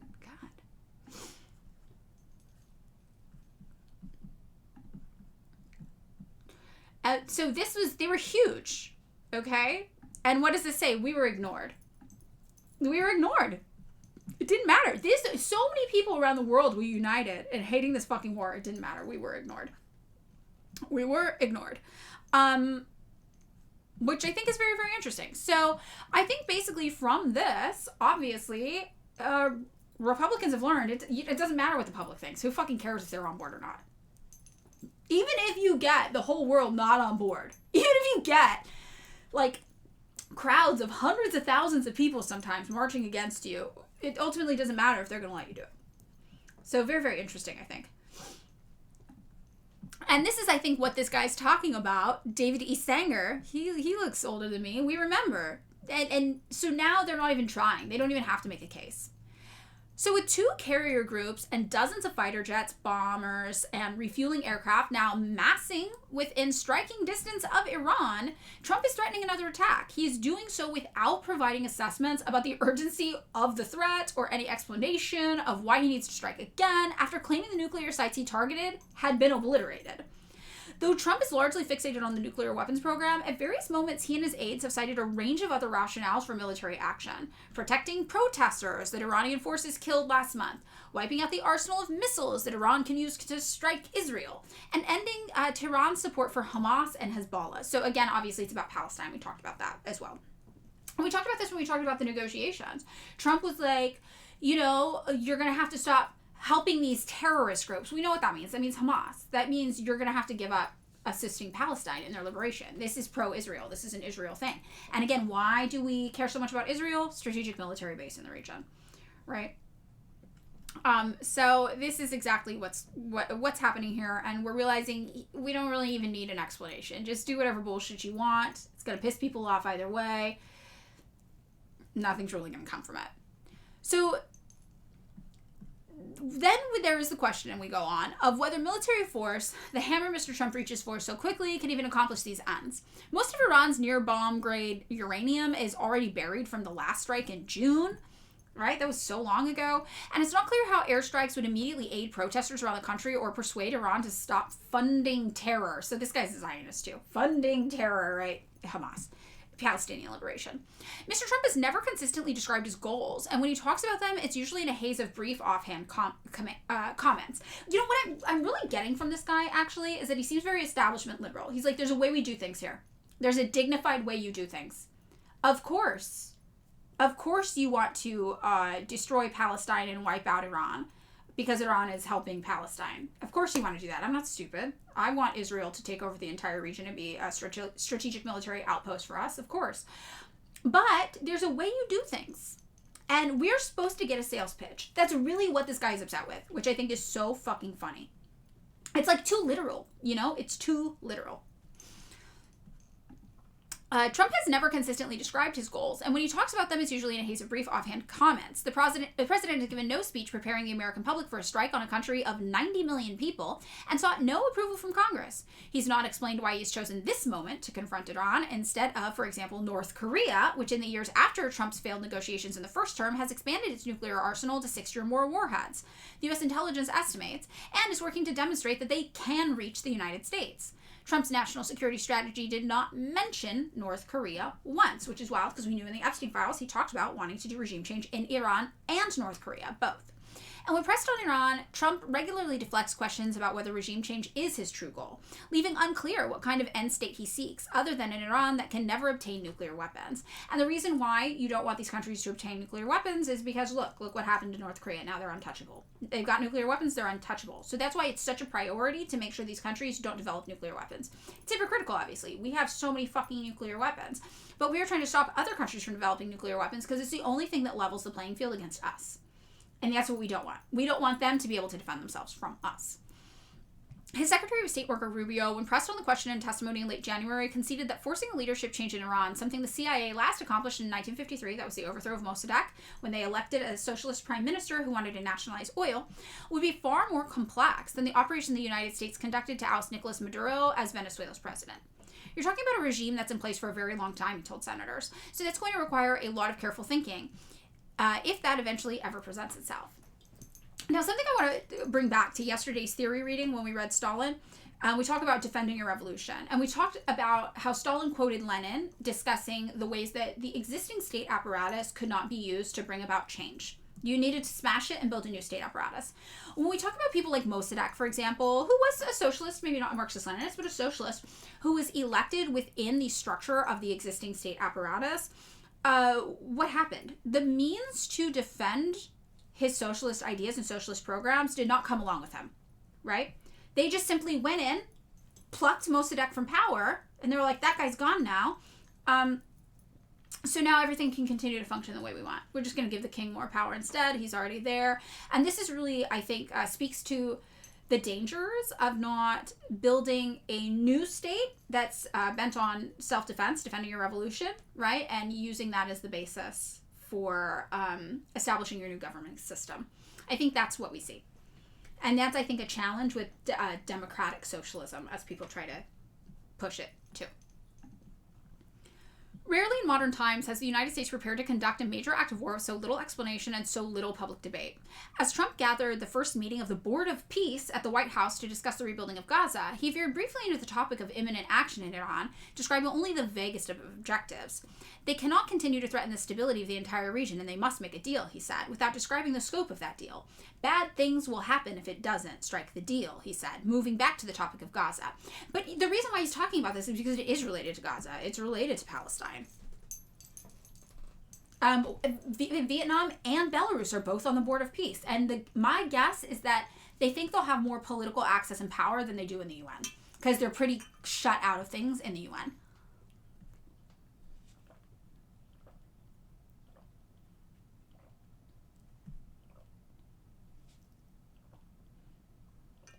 Yep.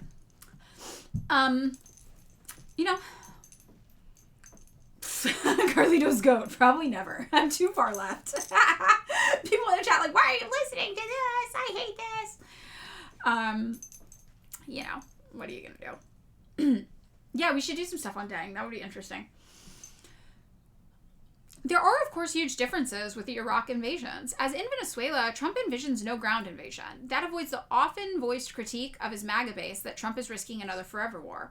Trump's calculus is clearly that the base will tolerate bombing runs, which demonstrate the unmatched power of American forces to destroy from afar, as long as the risk to American lives is limited. And that's actually smart, because that's where we fail. Hand-to-hand combat, direct combat, that's where we fail. And at the outset of the Iraq invasion, Bush had the support of a large number of Western allies, starting with Britain.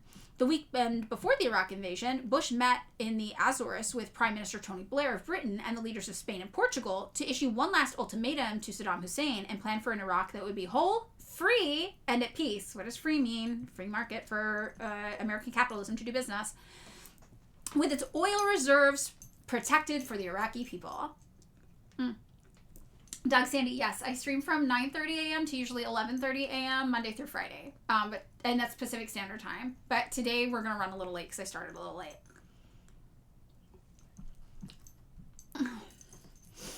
In this case, none of the allies appear to be joining with the United States in military planning, except for Israel. Britain's Prime Minister Keir Starmer held a phone conversation with Trump on Tuesday, and according to the Times of London, Starmer refused to let Trump use British airfield facilities at the Diego Garcia base in the Indian Ocean or a Royal Air Force station in Gloucester. Gloucester.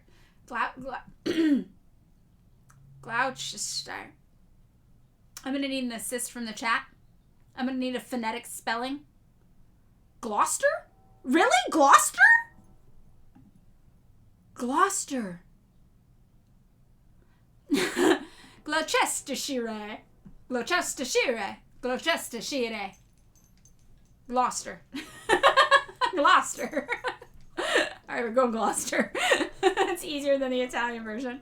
Nailed it. Gloucester. Gloucester. Okay, Gloucester to conduct any operations against Iran. British officials did not confirm or deny the report, but the next day Trump issued a blast against Britain's pending deal for a 100-year lease on the Diego Garcia base. At least the British were aware of Trump's plans. Senior officials representing several of the United States' closest NATO allies said at the Munich Security Conference last weekend that they'd gotten almost no details of American plans from Washington. Yeah, we don't give a fuck about NATO. Like, how are they just now noticing? We're like... using NATO is like the carrot on the stick to dangle over Ukraine. Like, oh, you want to go to war with Russia. You want to go to war with Russia. You want to lose parts of Ukraine that we don't like to Russia. Ooh, look at the NATO carrot stick. Get it, get it, get it. We're like, yeah, we'll take Greenland if we fucking feel like it. And everyone's like, isn't that the whole point of NATO is you don't do that? And we're like,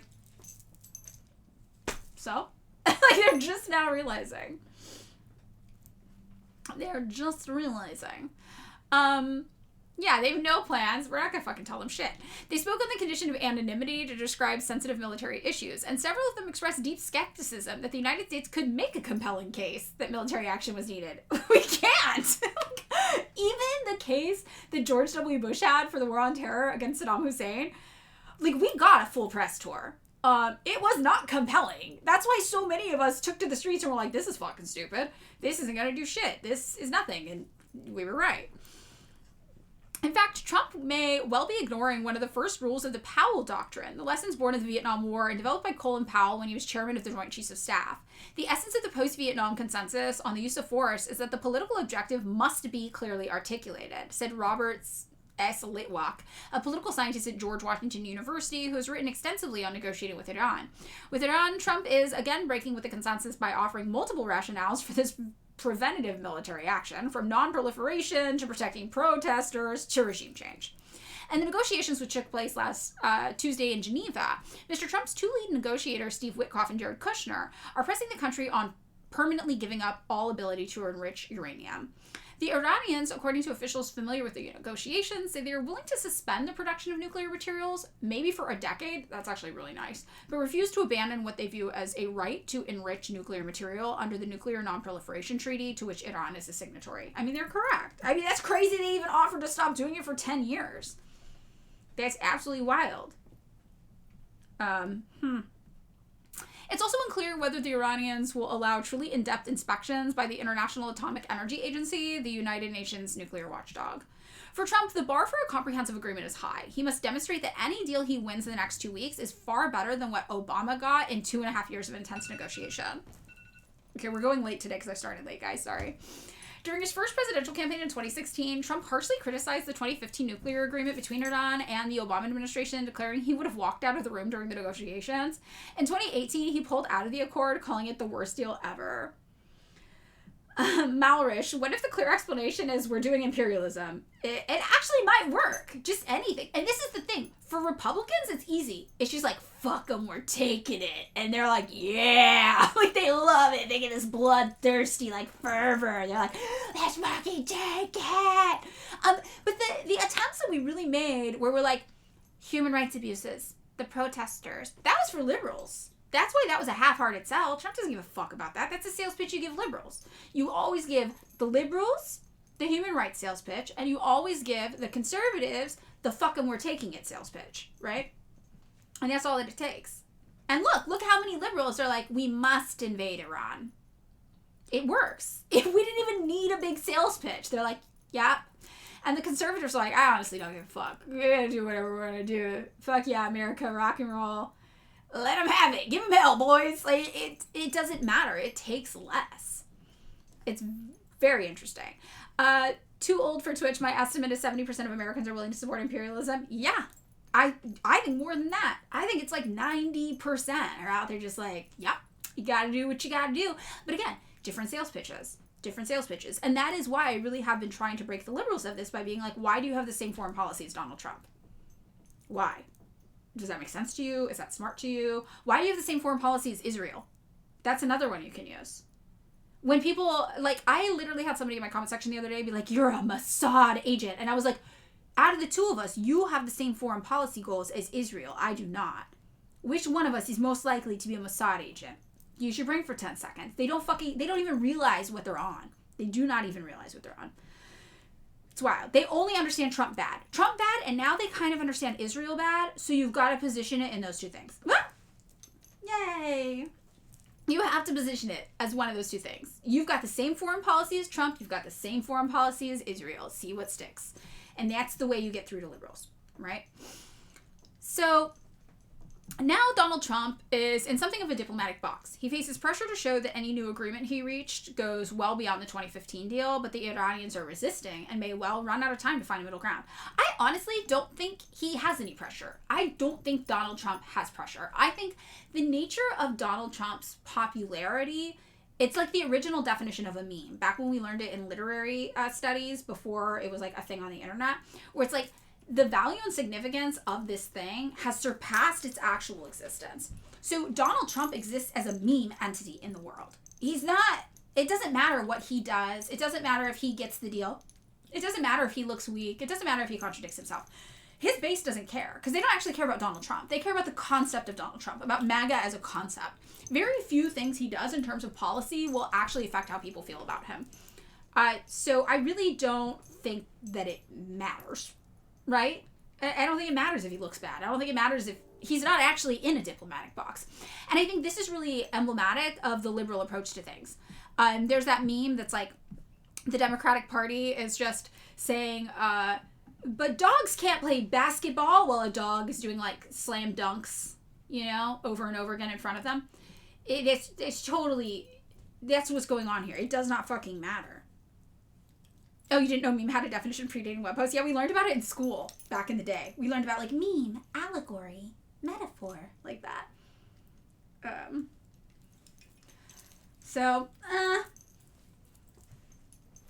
this is why liberals are getting left behind. They're like, oh, but this will look so bad for Trump. It's like, bitch, Trump looks so bad for Trump. You think this is a face of a man who cares how he looks? Like, he doesn't give a fuck, and that's why people like him. It's so beyond that anymore. Yeah, liberals are not getting left. I mean, some are. Gen Z is. They are very polarized. Gen Z, the left-leaning members of Gen Z know at least it's not cool to be a Democrat, and they are more likely to be socialist. Now, the problem is that they have that false consciousness idea of socialism. They don't fully understand what socialism is. They know they like socialism because they know it's not cool to be a liberal. But their version of socialism is that very compatible left Frankfurt School idea of socialism. And that's what's so hard to break them of. A lot of Gen Z want to be socialists who say slurs. Oh, God. I mean, but I think also a lot of Gen Z want to be socialists who support bombing Iran. Right? They want to be socialists who vote for Zohran Mamdani in the Democratic Party. This is the type of socialism they want. They're not real socialism. Not anything that actually threatens the status quo, because that's a little scary. But it's progress, nonetheless. I think it's cool they're willing to say they're socialists. And then the question for us is, how do you break them of all of the compatible left propaganda in their heads that's like telling them the way you really do socialism is to just be a progressive Democrat who hates Democrats, but you're still like a Democrat. Like, how do we break them of that? That's the thing. Thank you, Smash Ultra 19, for your service. I appreciate it. Gen Z Marxist-Leninist. Love. And I think more than just Gen Z, because how old is the oldest Gen Alpha now?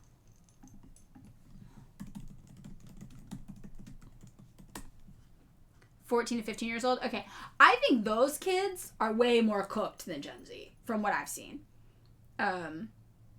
Socialism is when you're nice to people unless that inconveniences the white majority. Yeah.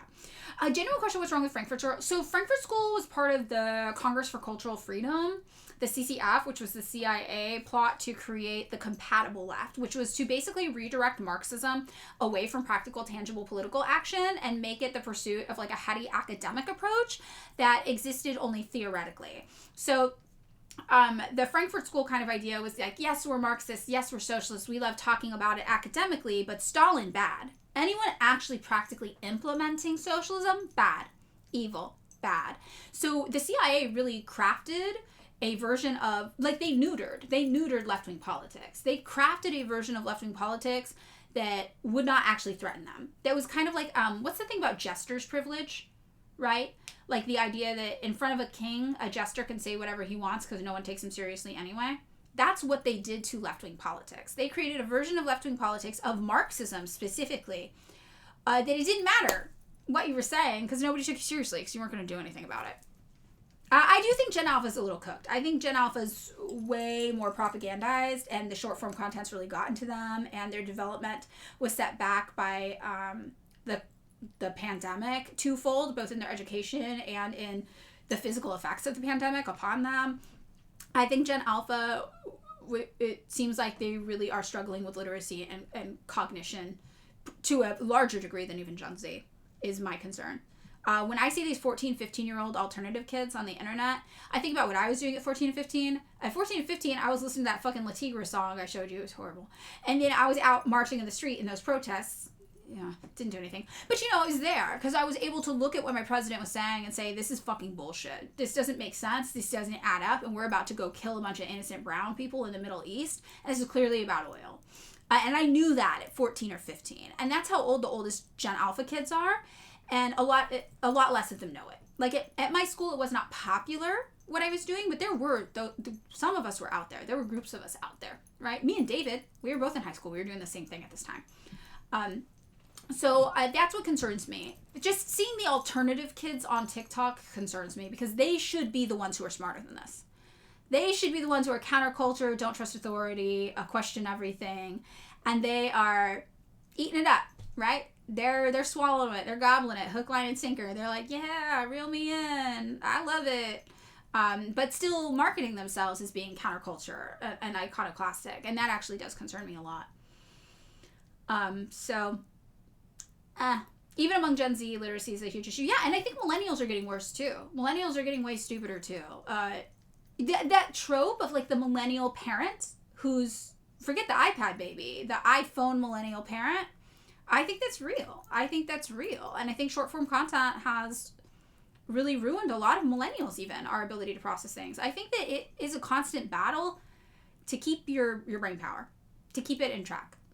To constantly be trying to learn things, to engage in long form content, to read books, to have conversations with people. And that's why I think organizing is so important too. That's why I'm like, fuck, I'd rather be in a Trotskyist org than not being in an org at all. Because at least in a Trotskyist org, you guys are talking about things, you're reading theory, you're talking about things together. Even if I think you're interpreting it fucking weird, like that's not how I would interpret it, and I'm not into that. I think it's that important that you maintain systems in your life that allow you to use your brain and like challenge yourself. Challenging. First time chat, EcoPunk. You've been nervous about shifting baseline and short form content, normalizing the state of the world to the point younger generations become more complacent. Yeah. And I think that really is what's happened. And what's, ironic is that I had a bunch of crotchety friends who were mostly guys who were like, this TikTok thing, it's bullshit. And I was like, no, you don't understand. It's reaching people. It's radicalizing people. Like, people care. It's interesting. It's cool that we're able to reach people through this platform. And all of them were like, yeah, but like, how much can you really reach them at the time in a minute, in 3 minutes? You're not giving them the full picture. You can't. And at first I was really motivated because I was like, yeah, but they're seeking out additional information. They're asking for books to read. They're asking where they can learn more about this. And I almost feel like that once TikTok in particular started allowing you to make longer than 1 minute videos, it kind of made it worse actually, because when the content was so short form, you knew you could only get a summary, then you were like, okay, I gotta go seek out this information if I'm interested. But once it started getting like 3-5 minute videos, people felt like they knew from that. They're like, this I've learned. I've learned. Or like YouTube videos. I've learned. Right? And it's like, you're not learning. That's not what learning is, you know? So these kinds of things are enough information to get you started, but you're supposed to go look into these things more, right? Develop these ideas more. You're supposed to pursue more. And that stopped happening, I think, once the content reached this weird middle ground of long short form content. A 30-minute video, a 10-minute video, a 5-minute video. I think that's something I started to notice a big shift in, personally, as a content creator in short form content. So, okay, getting back into wrapping up this stuff about Iran. Then there's the question of whether Trump will risk war with Iran for its refusal to limit the number and range of its missiles or ease up on protesters. I think we will. Trump has not spoken about either of those issues in recent days, but if he signs an agreement that does not address the missiles, he will appear to have sold out Israel. If he signs a nuclear agreement that does not stop the Iranian security forces to stop shooting protesters, he will have abandoned a generation of Iranians who see the United States as their last chance to open the country up. You know, there's some people there who are monarchists, Shahists, who trust in the United States to do this, but again, that's not everybody there. And then there was the influence of Prime Minister Benjamin Netanyahu of Israel, who has pressed Trump to finish off the Iranian regime once and for all. I bet he has. Netanyahu is almost certainly telling him that just as he was successful in Venezuela, his name will be revered for decades in the region for bringing down the Iranian regime, said John O. Brennan, Obama's CIA director during the 2015 negotiations. But he's not revered in Venezuela. People in Venezuela don't love Donald Trump. It's not real. Everyone agrees the Iranian regime is a problem, he continued, but that doesn't tell you the solution. And the idea that decapitating the regime will solve the problem is absurd reasoning. Okay. Obama. Interesting. So, what do we think? What's going on here, chat? We can't leave Iran the fuck alone, is what's going on, right? Since 1953, we've been fucking with Iran. Every time we intervene in Iran, something worse comes out of it. It just gets worse. And I think that's really the problem that we see here. And this is why so many liberals are confused. They're like, you love Iran. And it's like, well, no, we have a realistic fucking understanding of Iran. We understand what's going on in Iran. We understand why Iran is the way it is today, the United States. And we understand that out of all the players in the world who are willing to stand up to the United States, it's like Iran and North Korea and Russia, and that's it. And North Korea, it's got to really affect them, right? So when we go into countries, we destroy them. That's the premise of the Blowback podcast that everybody loves so much. I haven't listened to a full Blowback all the way through, but I've looked at all the sources for them. Because you guys know I consume things by reading, and that's the easiest way to learn. But when I look at them, I'm like, yeah, these are good sources. These are sources I would recommend people use to learn about this stuff. But the whole premise of Blowback is that the United States shows up, fucks stuff up, and then something way worse happens later. That's the whole premise of what they lay out. And we're getting blowback for things we have done. And I think that's the lesson that the United States never learns. Or we're like, we'll solve that problem later, down the road. Turning the Mujahideen into ISIS. Exactly. Socialist doc. Exactly. Malvish, have you considered that the earth really wants to get rid of that oil, and when it's pumped out, it'll feel really fucking good? When you put it that way. The new Board of Peace. I mean, I feel like I have some thoughts on this. I have to take a bathroom break, though, and then we'll wrap up. So give me a few minute bathroom break, and I'll be back, and we'll talk about the Board of Peace, and we'll wrap up.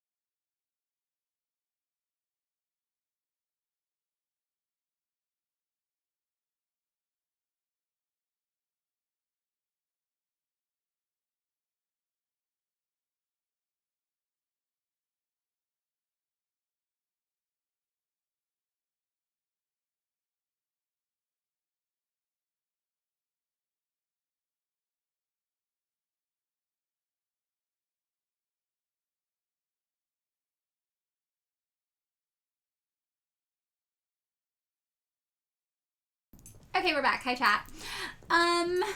Let's create a pissing plane chain. I like it. Go piss, girl.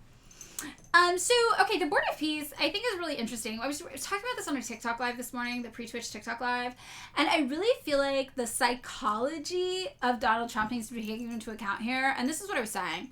Like, in the 90s, the reason why Donald Trump appeared with a cameo in so many TV shows and movies is that he had a rule that if you filmed at any of his properties, you had to write him into the script because he wanted that attention. He wanted to be the limelight. He wanted to be the center of it. And I think what started happening is when he started pushing around the other people in the UN and NATO, he realized that he alienated a bunch of people, and he has always been kind of like, fuck NATO, fuck the UN, fuck them, you know? And now he's like, oh shit, well, I'll just make my own NATO. And I think that's really his psychology behind the Board of Peace. I think he thinks he's making his own UN, his own NATO, his own something that he can be in charge of. But if you look at the countries that have joined the Board of Peace,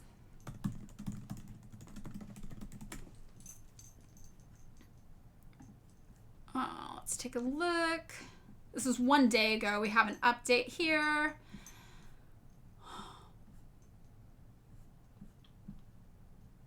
We've got Albania, Argentina, Armenia, Azerbaijan, Bahrain, Belarus, Bulgaria, Cambodia, Egypt, El Salvador, Hungary, Indonesia, Israel, Jordan, Kazakhstan, Kuwait, Kosovo, Morocco, Mongolia, Pakistan, Mongolia. I said Mongolia, like it's polio or something. I apologize to the people of Mongolia. Paraguay, Qatar, Saudi Arabia, Turkey, the UAE, Uzbekistan, and Vietnam. The people who rejected it, though, I really want you guys to notice. Yeah, he's trying to create his own cool kids table.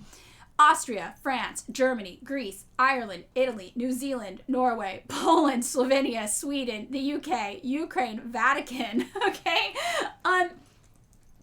So what's really happened is the only people to whom this invitation was appealing are people who do not get a say in the UN as it is. Who owns lip service now? Bad people own lip service now. People I don't fuck with it. I don't like. I can tell you about that. It's kind of drama, but it's just people who I think are bad people own lip service now. I'm just gonna say that. So yeah, I mean, he literally has created just this club of all these people who don't get any pull or sway in the UN, and everybody who does have pull or sway in the UN is like, we don't need that. What do we need that for? But so it's a lot of weak countries. It's politically weak countries. Even ones that don't agree with him. Vietnam, Belarus, they don't fucking love Donald Trump. They hate Donald Trump, right? But they probably feel like they could have their concerns taken more seriously in this context. If they're a member of something like this. And we did the video talking about Vietnam. We did the live stream the other day talking about Vietnam, how Vietnam was like, the United States is our enemy. So it makes sense that they would join this because this is an avenue, a vehicle through which they can have sway or pull over the United States. Oh, thank you for subscribing 3 months. Yay, yay, yay. How likely do we think it would be that the U.S. would nuke the world out of spite if it lost its hegemonic influence and nobody liked it anymore? I don't think we would. I don't think we would do that. I think the thing about the United States is that we're so delusional, we would not acknowledge we were going down. So we certainly wouldn't go down swinging. We wouldn't. I think that we're already in an era of humiliation. American era of humiliation is upon us, right? We are failing, and we have been failing for a long time. And that's why, if you remember 10 years ago or so, there was this big push. A lot of Americans were going on the internet being like, travel outside of the United States. See what's happening in the rest of the world. So you really understand how fucked up and backwards the United States is. We've not invested in public infrastructure. Our infrastructure is crumbling. Our cities are hideous. Our bridges are falling apart. Our roads barely function. Our healthcare, obviously a joke. People are dying preventable deaths. Our life expectancy stagnating. Not great. So all these people were like, oh, the United States is getting surpassed. But the United States is so delusional. We didn't realize that until a live streamer went to China and showed everybody what other countries look like. Right? Malarish, notable that China is absent. It seems like a bunch of Israel's largest trading partners, but not them. Yeah, that is really interesting. I mean, I think though China, remember their whole thing is they want neutrality. So I could see them joining. I could see them not. But they also, China, Russia, they have high command and pull in the UN. right? They're on the permanent members. Like, there's the permanent members of the UN Security Council. It is... Sorry, where are they? China, France, Russia, the UK, and the USA. So they already have control over diplomatic kind of power. They have sway. They have diplomatic sway through the UN. So they don't need to be on this. And that's really what we see. These are people who do not have sway. They do not have a lot of power. So Donald Trump has effectively made an allegiance of extremely weak nations with the United States at the top of it. And I think this is probably a huge ego blow to Donald Trump more than anything. Because if you think about Donald Trump's perception of the world, you think about how he talks about immigrants. What did he say about immigrants? Oh, why do we have all these immigrants from these shithole countries, right? I'm centering this. Why don't we have immigrants from Norway? He wants white people. He wants the white people countries to respect him. He wants to be taken seriously. He wants to be considered, you know, classy or sophisticated or desirable. And he's a fucking weirdo, white supremacist, old ass baby boomer freak. So to him, that's white people countries. White people countries. And yeah, it looks like a lot of the white people countries aren't fucking with him unless they're post-Soviet. And it's going to be a huge blow to his ego. Exactly. Shithole countries. Just countries destroyed by the United States. That's his whole thing. It's absolutely wild. So this is embarrassing to him, I'm guessing, because he does not view these countries as countries of status, right? He's got his own weird-ass baby boomer ideas of what makes a country good. And again, lots of white people and pretty blonde teenage girls is my guess. And these countries don't have that. They don't have money. They don't have designer stores. They don't have pretty blonde teenagers for him to perv on. So he's like... So he accidentally made his own loser club, his own reject club, basically according to his own standards. And that's not what we think, right? But that's what he thinks. So, you know, yeah, he wants to be respected by the old money, the European nations with the old money. Yeah. Yeah. And obviously we know that these places have a great culture, right? They have, some of them have been completely destroyed by the United States. Hungary, we've fucked over Hungary so many times left and right. You know, Cambodia, don't even fucking get me started. We've destroyed Cambodia. You look at these countries, and a lot of them are victims of Western imperialism, victims of U.S. imperialism specifically. But I do think it's worth mentioning that this is probably an ego blow to Donald Trump, and he's motivated by ego. He wanted to build something with more prestige, I think, than this. But we understand why it's advantageous for these countries who don't get a lot of say in international politics to join this. They feel like they have the president's ear. I don't think this is going to be something that lasts after the Trump presidency, though. I could see this being the one institution that Democrats actually do away with. Because I don't think they'll find it useful. Right?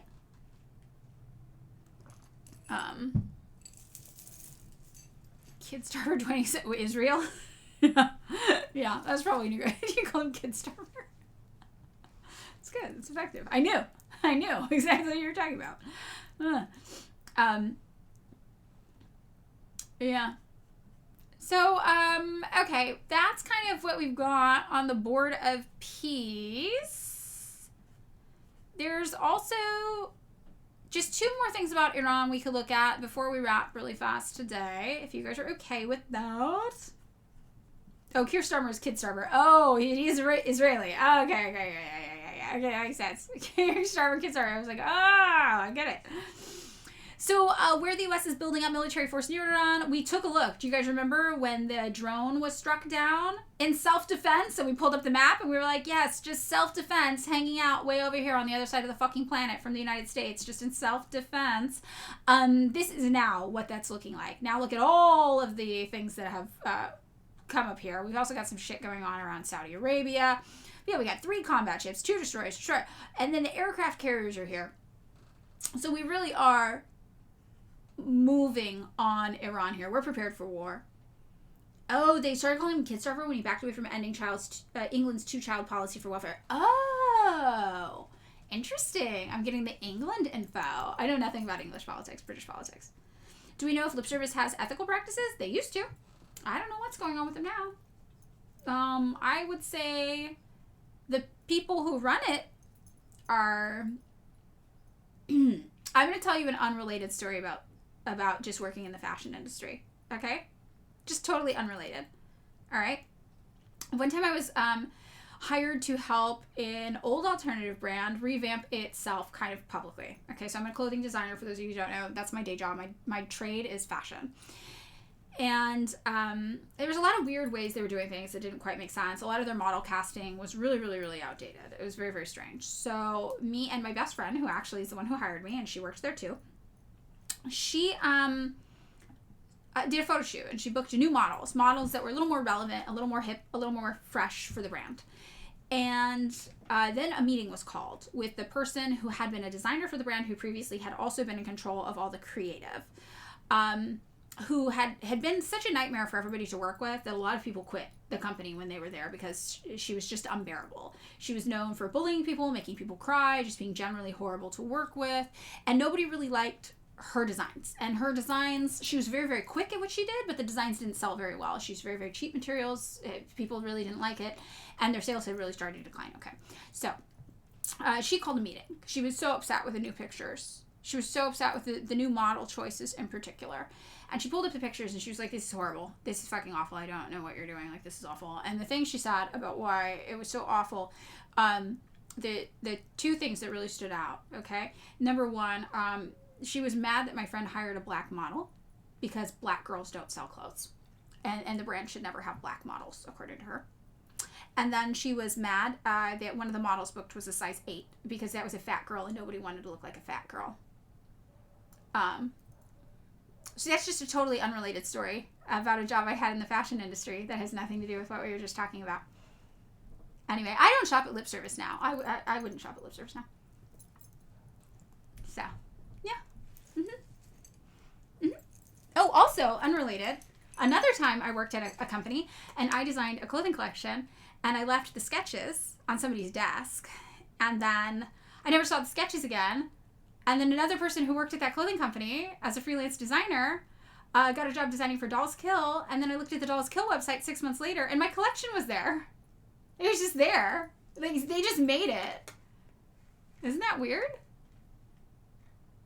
It's really crazy, huh? Yeah, I don't know. Weird.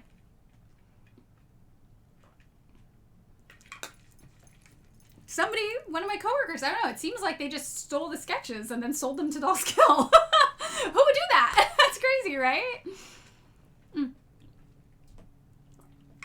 Yes, yeah. As everybody knows, black women famously are unclothed, yeah.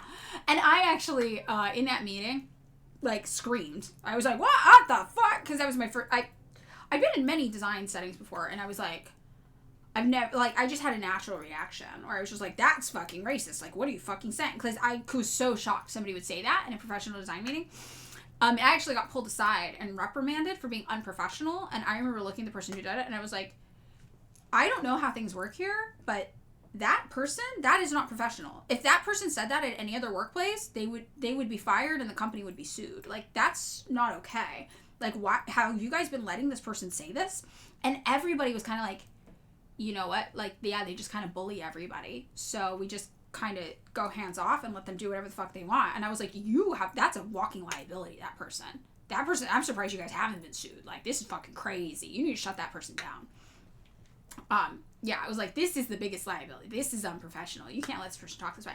But they basically, for years, had just been steamrolling everybody there and causing temper tantrums and fits over everything. It was like an alternative brand. So, and this was when Drew had already, so basically what happened is Drew started the brand in the 80s, and then this person just kind of took it over, and this person was very, very unique personality, so I understand how it happened. Everyone just kind of was like, okay, yours then, and walked away because it was so extreme and weird. And then Drew started a different brand, Kill City, and was all invested in that. So Lip Service at that time was kind of operating autonomously under this person's guidance until it started losing so much money that Drew was like, financially, we have to bring in people to help because this is not working anymore.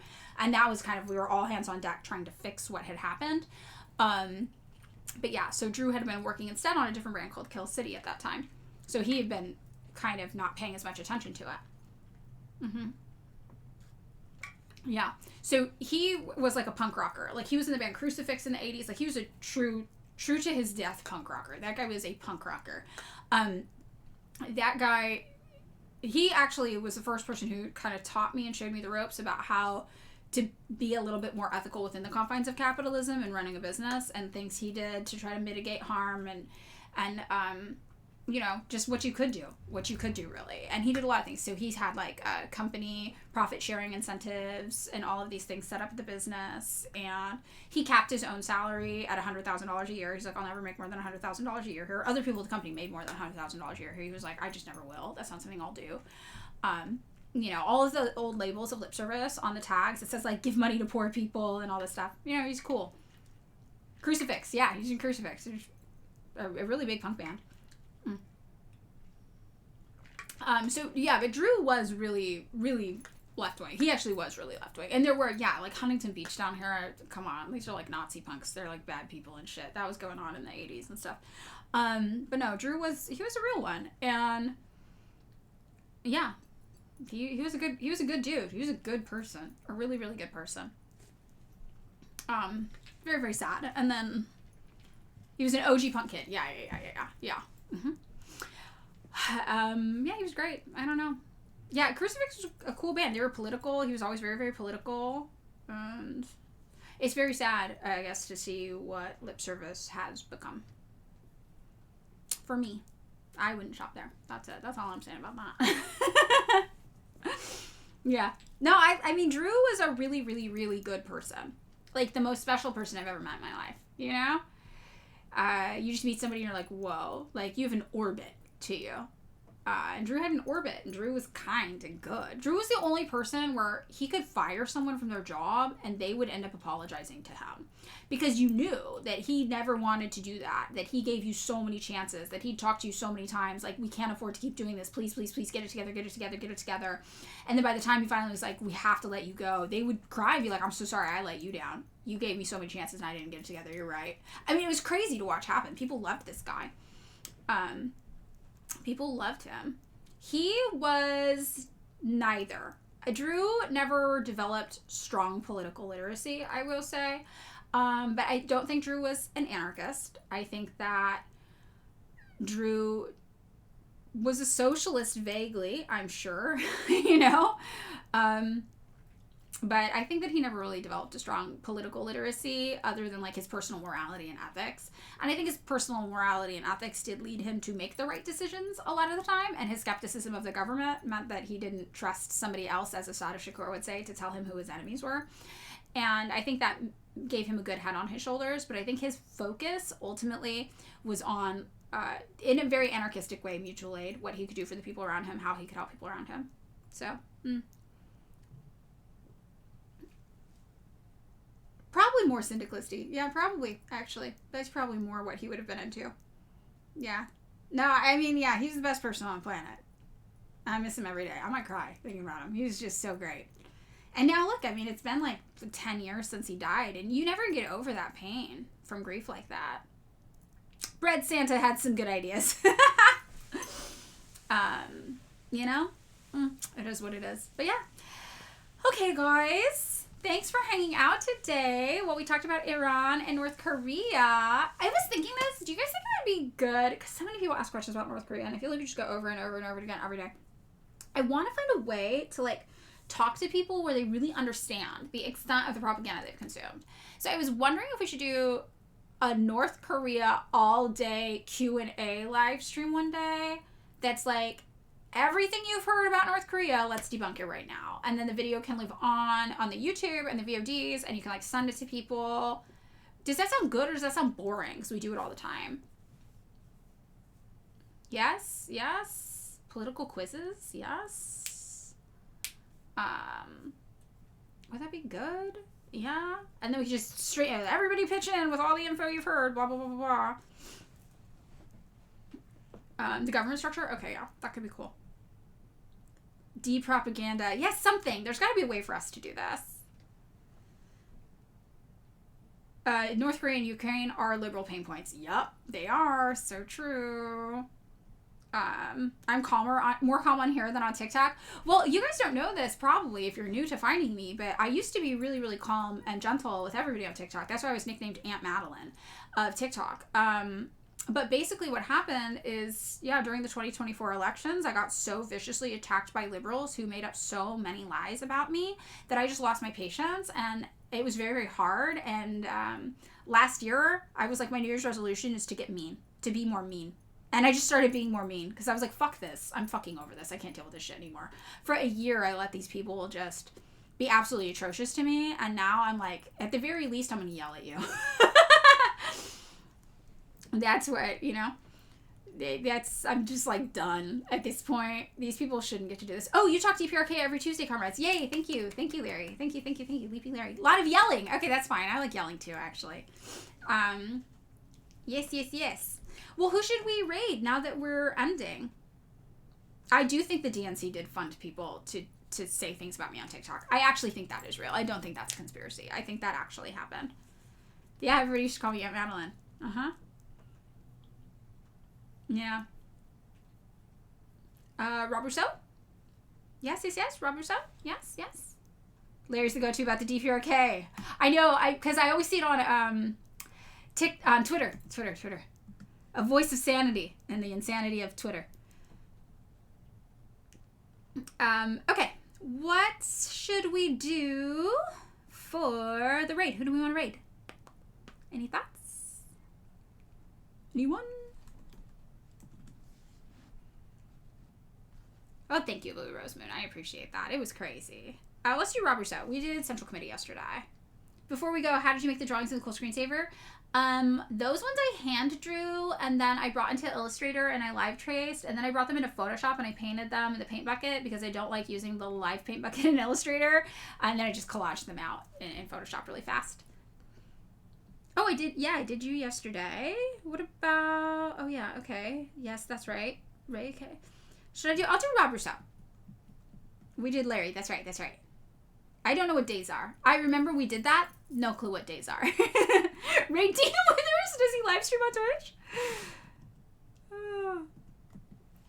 Let's see if I spelled this right. ROBROUSSEAU? Raid, basically Socialist Doc. That's where we send all of our followers to somebody else's stream so they can see it. I got it? Okay, thank you, Larry. Thank you. Is your name actually Larry? I haven't watched your stream yet. I've only engaged with you on Twitter. I love your Twitter stuff, though. Okay, we're doing it. You are Larry. Okay, good. Yeah, I've been calling you Larry in my head. The most Larry. Oh, I wish I would have seen the Sophie from Mars. Let's do Sophie from Mars on Monday. Oh, yeah, it's Friday. I'm not going to see you guys till Monday. Okay, have a good weekend, everybody.